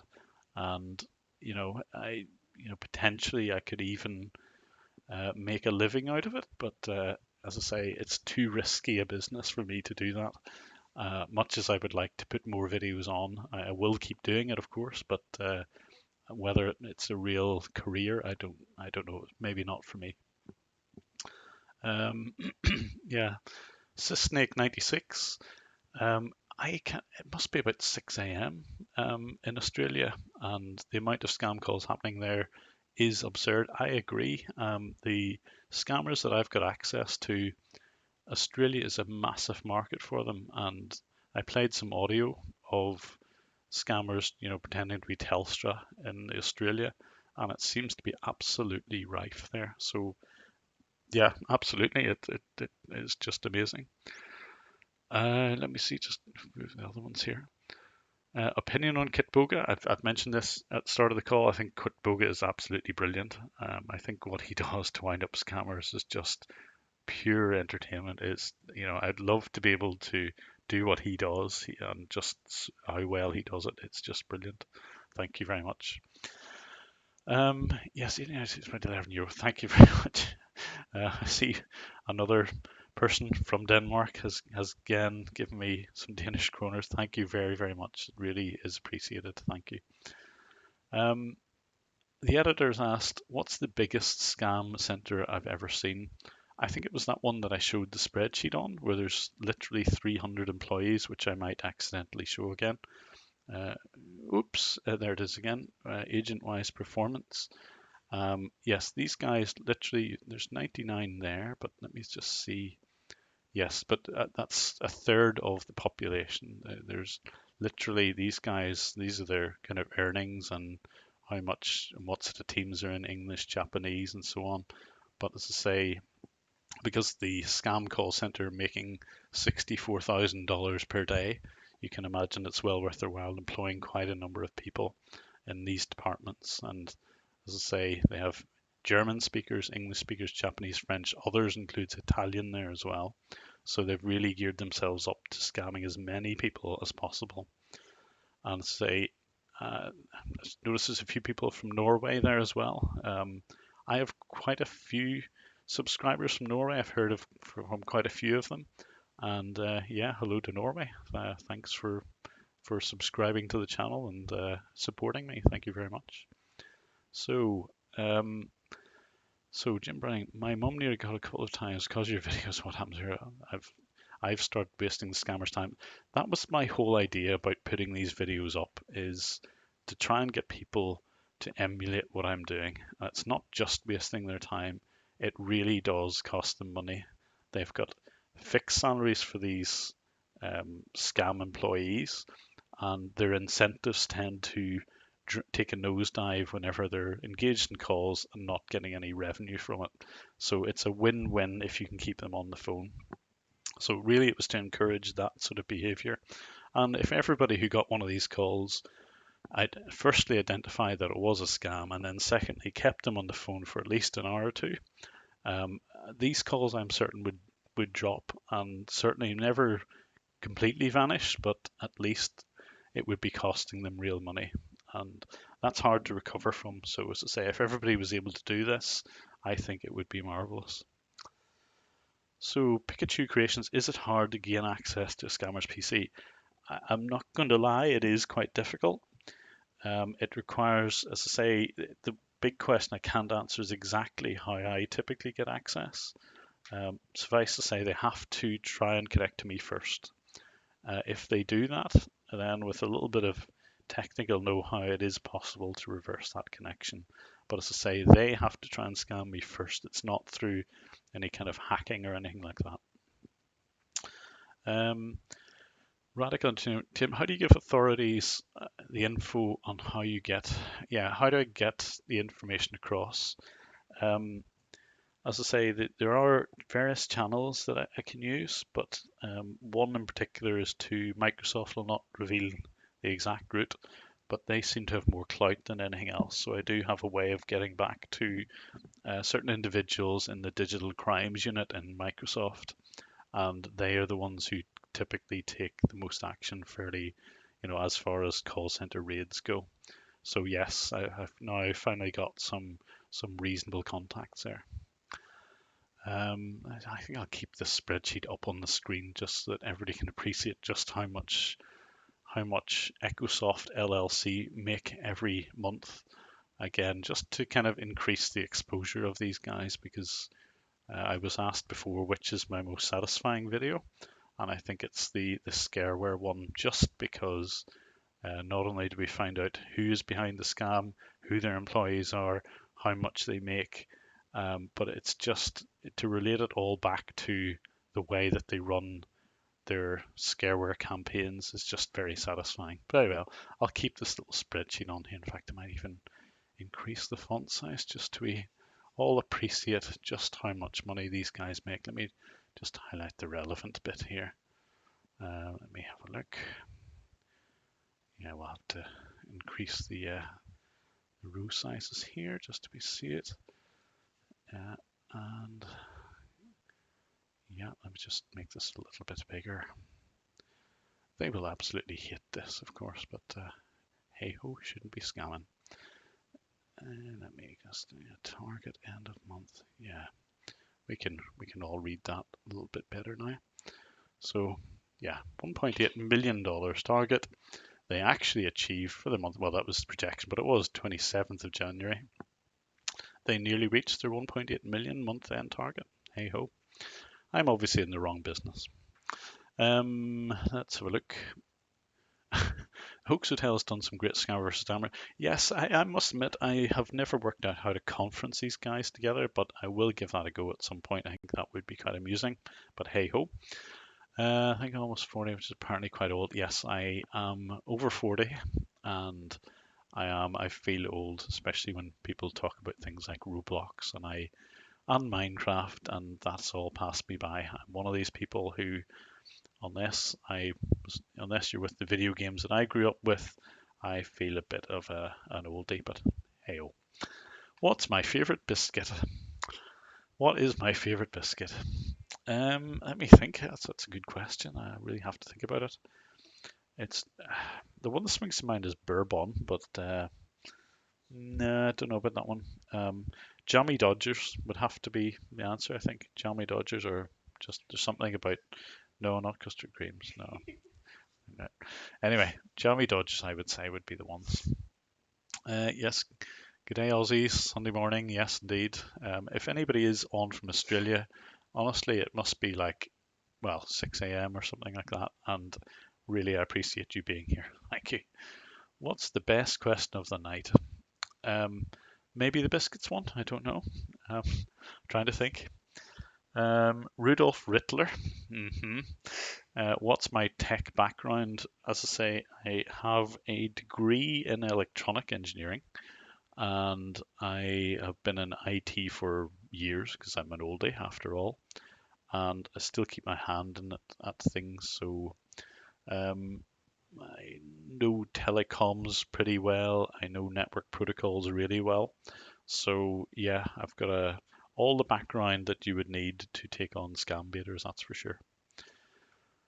Have the authorities ever contacted you in relation to a video? Yes, as I say, at the start of the call, there was an arrest of somebody in the UK as a direct result of one of my videos, or at least it helped with a case, shall I say, with they were bringing against the guy. So I wouldn't say it's 100% because of me, but hey. What's the funniest thing that a scammer has said to me? I have had a guy who recognized my voice, and believe it or not, he was a subscriber to my channel, and it was a really bizarre conversation where he started by trying to scam me, and then he finished off by saying, "I really like your videos," and I was thinking, I mean, how on earth could you be in a call center and subscribe to the kind of scam baiting community? I mean, obviously it must be quite good practice, but it was the most bizarre conversation I think I've ever had. I unfortunately the audio got a bit corrupted, so I don't think I'll ever be able to upload it. But yeah, that was the most bizarre thing of it. Wifey giggling in the background. No, it's someone else giggling in the background. We'll not name any names, but yeah, that came through on the audio. Yes, well done. Now, so Apple or Android? I'm not an Apple fan. I prefer the control of Android, and must say I've never had an Apple device ever, and only ever Android. I'm probably, again, it's a bit like cats and dogs. I'm probably being sacrilegious when I say this, but yes, Android every time. Sorry to all you Apple fans. And I must admit, the security on Apple tends to be better, but hey, I like the control. Mark Uns, have I ever considered working within a bank, a UK bank, or direct line to NCA? Not really. I don't know. I'm kind of happy where I am, and yeah, it's I guess something I could do, but I've never really seriously considered it. Have I accidentally ever let a scammer access your real computer? No is the answer. Anytime I've ever scam baited, it's only ever been with a VM. I've always tried to keep my personal data safe, and the only way you can guarantee that is to run a virtual machine, or at least a scratch machine, which doesn't have any of your personal information on it. And I would really, really guard against people using a real machine to ever do this, because you risk not only your personal data going across to scammers, but you risk them corrupting it. And seriously, I've seen guys putting rats on these things as well. Not only, would they destroy your data, but potentially they will put some sort of backdoor onto your computer, which is never good. Let's see, is this 1.8 million per month a monthly target or more than this? So this 1.8 million is their target, and this is how much revenue they made in that month and today's target. And the whole thing is broken down. I don't want to show any personal data here. Oops, there's all of the agent names again. Oh, sorry about that. But you can see for every single the few aliases. So Softwill Infotech is their other alias, of course. But these guys, yeah, each individual agent earns this amount, and the whole lot is all detailed here. So yes, these are real figures, and every one of those figures represents a scam that these guys have run, and that is just for 1 month. Yeah, $1.8 million per month. Let's have a look. Do I have a CISSP cybersecurity cert? No, it's actually not my job to do security, believe it or not. It is something that interests me. I don't have the formal qualification. Someday I might go for it. I don't know. And yeah, potentially I could get into that area quite easily. But yeah, I don't have the formal certificate. No. Do I know of any TV documentary targeting these scammers? I don't know about documentaries. I would like to produce one of my own. As mentioned earlier in the live stream, I would potentially like to hook up with another YouTuber who is in India, and he may be able to get some footage. So we say, I don't want to put him at risk in any way, but I would like him to really suss out some of the buildings, at least, that these guys operate from. I just wish that there was the equivalent of Street View in India, because I have been able to identify the addresses of some of these buildings, but I would like to see them. They're not often online. Do the agents themselves make that much money? This is from Fordicant. I think they have a fixed salary, most of them, but they will always have incentives if they can gain what they call sales. But of course, it's scamming money out of people. So yes, there's always an incentive. Most of them work for a fixed salary, and yeah, there will be incentives, and there can be quite big incentives for actually getting money in. So another question: what are your bank details? Yeah, I'm not gonna answer that one.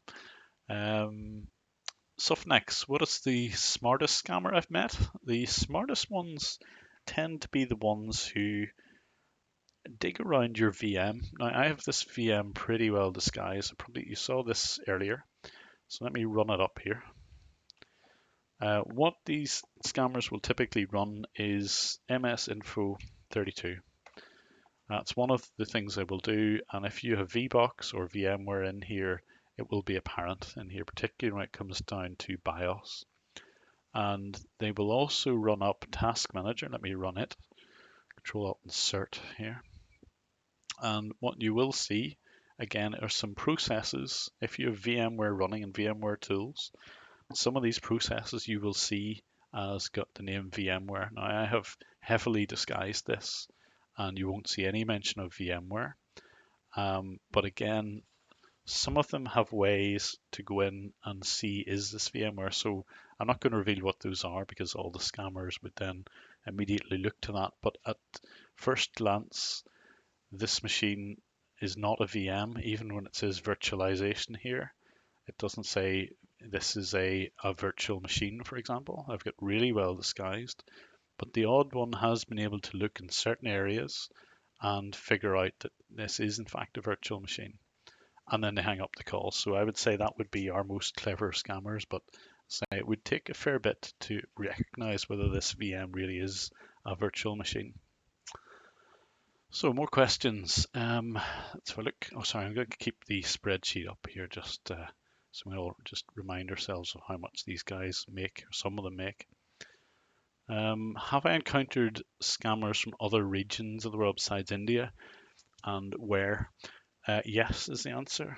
And exactly in about 4 years, there have been 2 from the US and 1 from Ukraine. And all the rest, I don't know how many we're talking about, have been in India. So, you're talking less than 1% are non-India. Say Ukraine and the USA is the answer. Can you give them the MEMS virus? I keep getting at. I'm not really into destroying their PCs. Besides, it's so easy to rebuild that it's almost not worth doing. So no, although it would be quite satisfying to destroy the computers, it isn't what I'm about. What I'd rather do is stealthily watch what they do, see where they get their information from, find out who they are, find out where they are, and then try and get the right authorities to do something about it. And just destroying their PCs, yeah, it can be quite satisfying, but it's not really what I'm about. Do I think, this is from Sweater Waffles, do I think action can be taken against these, or is it the reality we have to live with? Honestly, I don't think we have to live with this at all. And I would love it if the Indian authorities actually took their job seriously and acted on information which is being passed to them, because it is being passed to them. And I would love it if the Indian authorities actually started cracking down. I think it's only through the intervention of the likes of Microsoft that things actually get done. And that's, to be honest, it's a disgrace, but it may well be down to the Indian police having higher priorities. But hey ho.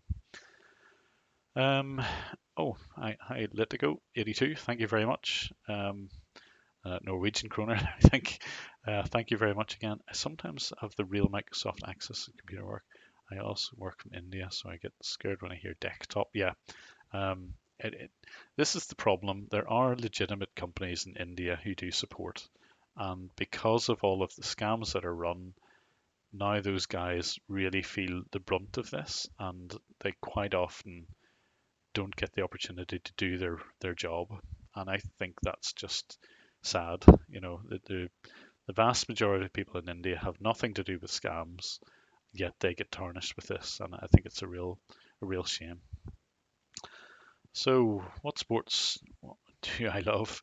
I play the odd sports. I do love soccer. I like rugby as well. I like the Six Nations, but if you're American, you probably don't even know what that is. I'd say if I had to nominate like a sports event that I wanted to be at, I would say something in the Six Nations would be top of my list there. So yep, that's me for sports. Football, yeah, I can. I kind of like the odd game of soccer. The Premier League in the UK is pretty good. Have I ever seen someone get scammed? Yes, Dispel 2. I see it, unfortunately, when I get access to these guys' computers. I unfortunately see it every single day. And say I leave these things on record, and I can see them potentially after the event, after they have actually been scammed. Some people I can warn in advance, others it's just too late. And that's the worrying thing about it. I love to listen to Malcolm Merlin. Yeah, the Fix It. Skeleton Siski also has a really good repertoire of soundboards, and I do intend to run a few soundboards myself at some point, but again, have a listen to Skeleton Siski's channel if you want to hear some really good Hindi ones. Ranger Celtic, I'm not answering. Let me see. Has a scammer ever Siskied you? They have attempted it. Now, Windows 10, the latest version, does not come with Syskey because it's been abused just so often, and Microsoft finally removed it. But any of my previous VMs, I always either delete Syskey exe or replace it with one which echoes back their password. Is always a good one. And again, I link to some of those resources if you want to do something similar. But no, nobody has ever officially Syskeyed me, or at least not in a way that I couldn't recover from it, and that's the advantage with a VM. Pewdiepie or T-Series? Honestly, I don't care. I don't care at all. It's not something I get worried about. Nick Tesla 97, thank you very much. Throw me $1 there. Thank you again for your supporting me. Same with JJ with £2. Thank you, Jim. He says, JJ, really appreciate that. Thank you for supporting me. Really does help me. Jammy 2002, do I ever encounter death threats or serious matters from these scammers? They will call you all the names of the day whenever they figure out that they've just been strung along and I've been scam baiting them. Some of them have resorted or kind of threatened the odd time, but quite honestly, it's, number one, I don't think they could track me down. Perhaps they could, but secondly, even if they could, they know that I've got so much evidence against them that they're probably not likely to rattle the chain too much, I suspect. I could be wrong. I don't know. Other questions? Have I noticed with tech support scam that they ask your age? Yes, they do, Barbara. And they want to, some of them, and if you've seen my channel, some of them actually suss out if you're over 60. And if you are over 60, you're fair game. If you're under 60, you may well recognize that it's a scam more easily. And they immediately say, just, if it's, say, one of the virus pop-ups, the fake ones, they'll just say reboot your computer. So yeah, they do actively target older people for the reason that they're more trusting, possibly have more money, and they're less likely to recognize one of these scams. It's really sad. 71 voice. What do I know about Red Room? Nothing at all. Don't know what that is. Maybe I'm an old fogey, but that doesn't mean anything to me. Sorry. Infected Panda. Don't know if I've answered this before, but how on earth would you gain control of a victim's PC before or during a scam? I actually can't control the victim's PC. I can only control the scammer's PC. And the most that I can do is, for example, if it's a refund scam, pretend that I'm pressing the F5 key, which refreshes the browser. And if the scammer is doing that whilst in control of the victim's PC, effectively it's the scammer refreshing the browser, but I don't have direct control of the victim's PC. Now, sometimes they will get the victim to run, say, TeamViewer, and you'll be able to see the victim's TeamViewer ID and password. And the very odd time I've used that to go in and warn the victim via logging into their PC and throwing up like a notepad or something. But to be quite honest, that even that is quite dodgy. I have not got the permission to access their computer, and that's quite dodgy. I don't mind controlling a scammer's PC, but it's different when it comes to victims. Some other questions. I'm 2 hours into the live stream. I thought it would only last 1 hour, but I'm keeping going. We'll go for about another 10 minutes. So if you have any urgent questions, we'll stay on here for about 10 minutes. I'll try and answer as many as I can.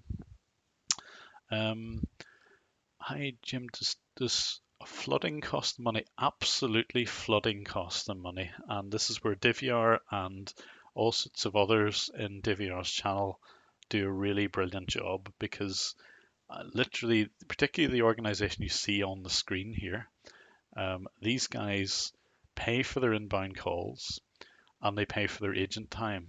And if you can lock up a call center with up to 100 people on the phones in one go, you cost them a huge amount of money. These guys are making $50,000+ a day, and if their funds get drained and all of their agents are occupied, it costs them that per day.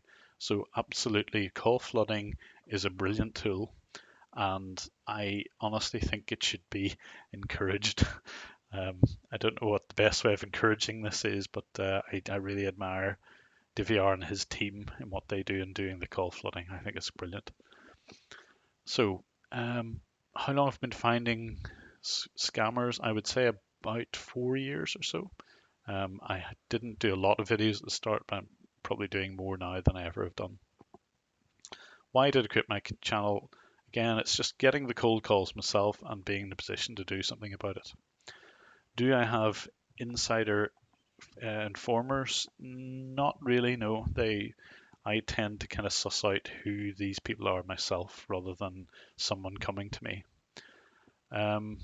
What's my favorite fish? Um, if you mean to eat, I would say mackerel. Fresh mackerel, or smoked mackerel is just lovely. If it comes to a fish that you would see in a fish tank, definitely an angelfish, no problem. Yeah, and if the fish is called Bob, even better. Brexit. Oh yes, Brexit. What I think about Brexit. Brexit is a complete disaster. We should always stay in Europe, and it's just ridiculous that we're in this position. But hey ho. Have this is Jim Browning. Do you have any pets? Yes, I do, and I have a dog which is in this room at the moment, being quite quiet. She's sleeping at the minute, so if you hear some snores in the background, it is my dog. I'm not going to answer too many other personal questions, so sorry. People ask me if I have kids and stuff. Sorry, I can't really answer that one. I don't really want to. Oh, Chinese, fish supper, or Indian? I do like Indian food, I must say. Chinese I put slightly above it, but yes, Indian food's lovely too. Fish and chips, probably not the bottom. It's not my favorite. Show Bobs, yes. As people will know, I use the alias of bobvegan at hotmail.com. And sometimes that's my email alias. Do you think you can block their internet? I don't. Well, there is a way. DDoSing is obviously one way that you can do this. Again, DDoSing is illegal, and I would never encourage anyone to do this. You can get yourself in real trouble if you tried that, but that's an obvious way that someone could go about blocking scammer connections. But as I say, it's not what I would do. I would much rather find out who they are, find out how the scam works, and put the details onto YouTube. So yeah, that's what I'm about. Will I be doing more really about scam emails? Yeah, the scam emails one, I was trying to dig out ones where I had, a lot of people have asked me, well, how come someone is able to email me and the from address is their own email address? And I must admit, being from an IT background, knowing all about SMTP and what it can do and what it can't do, for me, it's really trivial. You can forge whatever from address you like, but not everybody knows this. And yeah, I might put a video out just to describe how those email scams work a bit. I mean, obviously there's all sorts of ones, but the ones I'm seeing more and more of are the kind of blackmail ones. Hobby Laser and RC, thank you very much. $2 there. Why not ransomware all the scammers? I think I've kind of answered this one. It's not really me. Number one, it's illegal. Number two, I wouldn't have the first clue how to create ransomware or get money out of it. I don't think stooping to scammer level is the right thing to do anyway. But even so, yes, destroying their PCs with ransomware is only a very temporary thing. All they need to do is restore their computers and they're up and working again. So it doesn't achieve a lot. So that's why, again, other people may have different views, but I just don't think it's worth putting ransomware on any PC. Gainsy95, built your own PC or pre-built? I built my own, is the short answer. I built it to be fast but quiet, and that way it doesn't come through. Hopefully, I'm sitting right beside the PC, and hopefully you don't hear a thing from it. Yep. So again, thank you for contributing to my channel here. Thank you very much. Just reading some of the other ones here. We've got about 5 minutes left. Yes, SMTP, no authentication, is blind trusting, and that way you can never trust what the from address is on any connection. Now, if you're using an ISP's send mail, they will typically check what the from address is. But if you can run your own version of SMTP, there are no restrictions on the protocol whatsoever, and you can put anything you like as a home address. You can put president@whitehouse.gov if you want. It doesn't matter. You can put whatever is in the to address as a home address without a problem. Quiet Sentry, can you try to access PC while playing Monsters Inc? Oh yes, okay. I've done this the odd time. I've done the odd kind of scam bait where it includes soundboard, and yeah, it's always quite satisfying. So it's not 100% what this channel is about, but I enjoy doing that from time to time. So Bucket TM, can you use more networking or programming work? Yes, I was thinking about doing a little mini series on how to set up virtual computers and how to use the tools for networking to kind of find out who these scammers are. There's an awful lot you can learn from the likes of, well, say Wireshark, but there's other tools as well, which will help you find out where these connections are coming from. And even if the scammers are using VPNs, there's still certain things that you can find out about them. So I may well have a little mini series about the kind of software you can use and how to set that up. Okeanos, do you know C#? I am actually learning C#. I want to keep my brain in action, and I do want to learn it. I have a lot of programming background, so learning new languages when you know the structures and the way that you typically write normal programs or object-oriented ones should come fairly naturally. It's only a question of learning syntax. So yes, I would love to learn C# and become proficient in it. Let's see. Have you ever ratted a ratted PC? I haven't ratted an already ratted one, but what I have seen is actual viruses sitting on scammer computers, because quite often they don't have adequate virus protection. And in order for me to keep my access, I have actually removed viruses from scammer computers, even though they weren't aware of those. So yeah, I haven't found rats on them, but I've certainly found viruses. Mark and Timmy and Mark again, thank you again for supporting my channel. Really appreciate that. And Christian112, do they recognize your voice? The odd ones do, but it tends to be the ones that there's only a limited number of pop-ups which appear in the UK if you're using a UK IP address. And some of those definitely have started to recognize my voice. So I haven't put a video on it yet, but I have got a voice changer.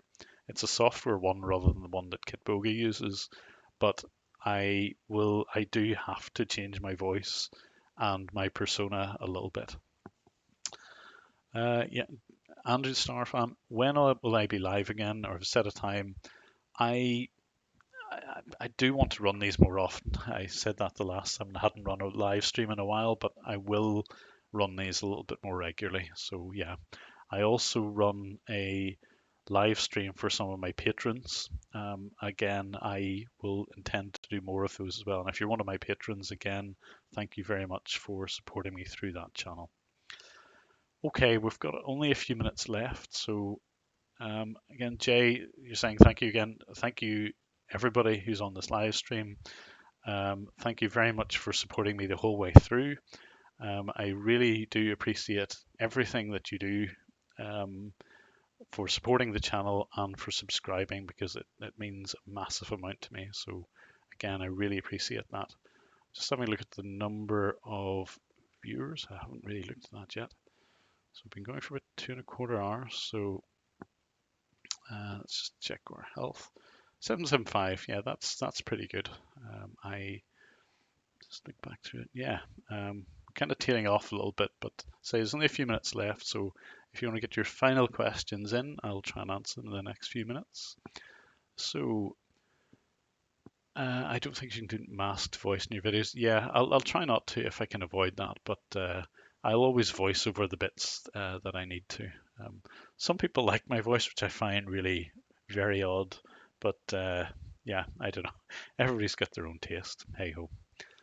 Right, have a Guinness put your feet up. Yes, I will indeed. I'm going to have, maybe not a Guinness, but I'm definitely intending to have a beer. It's about 10:15 UK time. So I'm going to put my feet up in a little bit, and let's just say the dog might be woken up. She needs to go for a walk. Let me see. What are computer specs? I think I covered this earlier. It's AMD Ryzen, 32 gigs of memory, and very fast disk. It's SSDs for the host machine recording and the VM. When will I do a face reveal? As I said before, I will never do a face reveal for the reasons or the amounts that you see on screen at the moment. What's my favorite scam? I have a sneaking admiration for some scams, I must say. Some of the guys are particularly brazen. I wouldn't say it's a particular scam, but I admire the ones who go off or can go off script. There are far too many people that if you take them off their script, they just try and push you back onto the script or ignore your question. But there's some guys who are more proficient in English, and if they're taken off track, they will kind of try to persuade you, even though maybe you have a problem on your computer, and they will pick up on certain real things which might be wrong and build that into their own scripts, which is just more convincing. So I'd say I would have more time for those sorts of people. They actually make an effort with their scam. Under the star, I have a great radio voice. I don't know about that, but thank you very much. Let's have a look. Do you ever cover your computer camera? If you were sitting here, I have a laptop sitting beside me, and yes, the camera is covered, and it's covered with a little sticker. And I only do that because I advise others to do it. And although I'm reasonably sure that I'm not a victim of some virus, at very least, if you don't need to use the webcam, why not cover it over? It doesn't do any harm. So only a couple of minutes yet. I'll try and answer as many as I can here. Have the scammer ever muted themselves and you can hear what they're saying?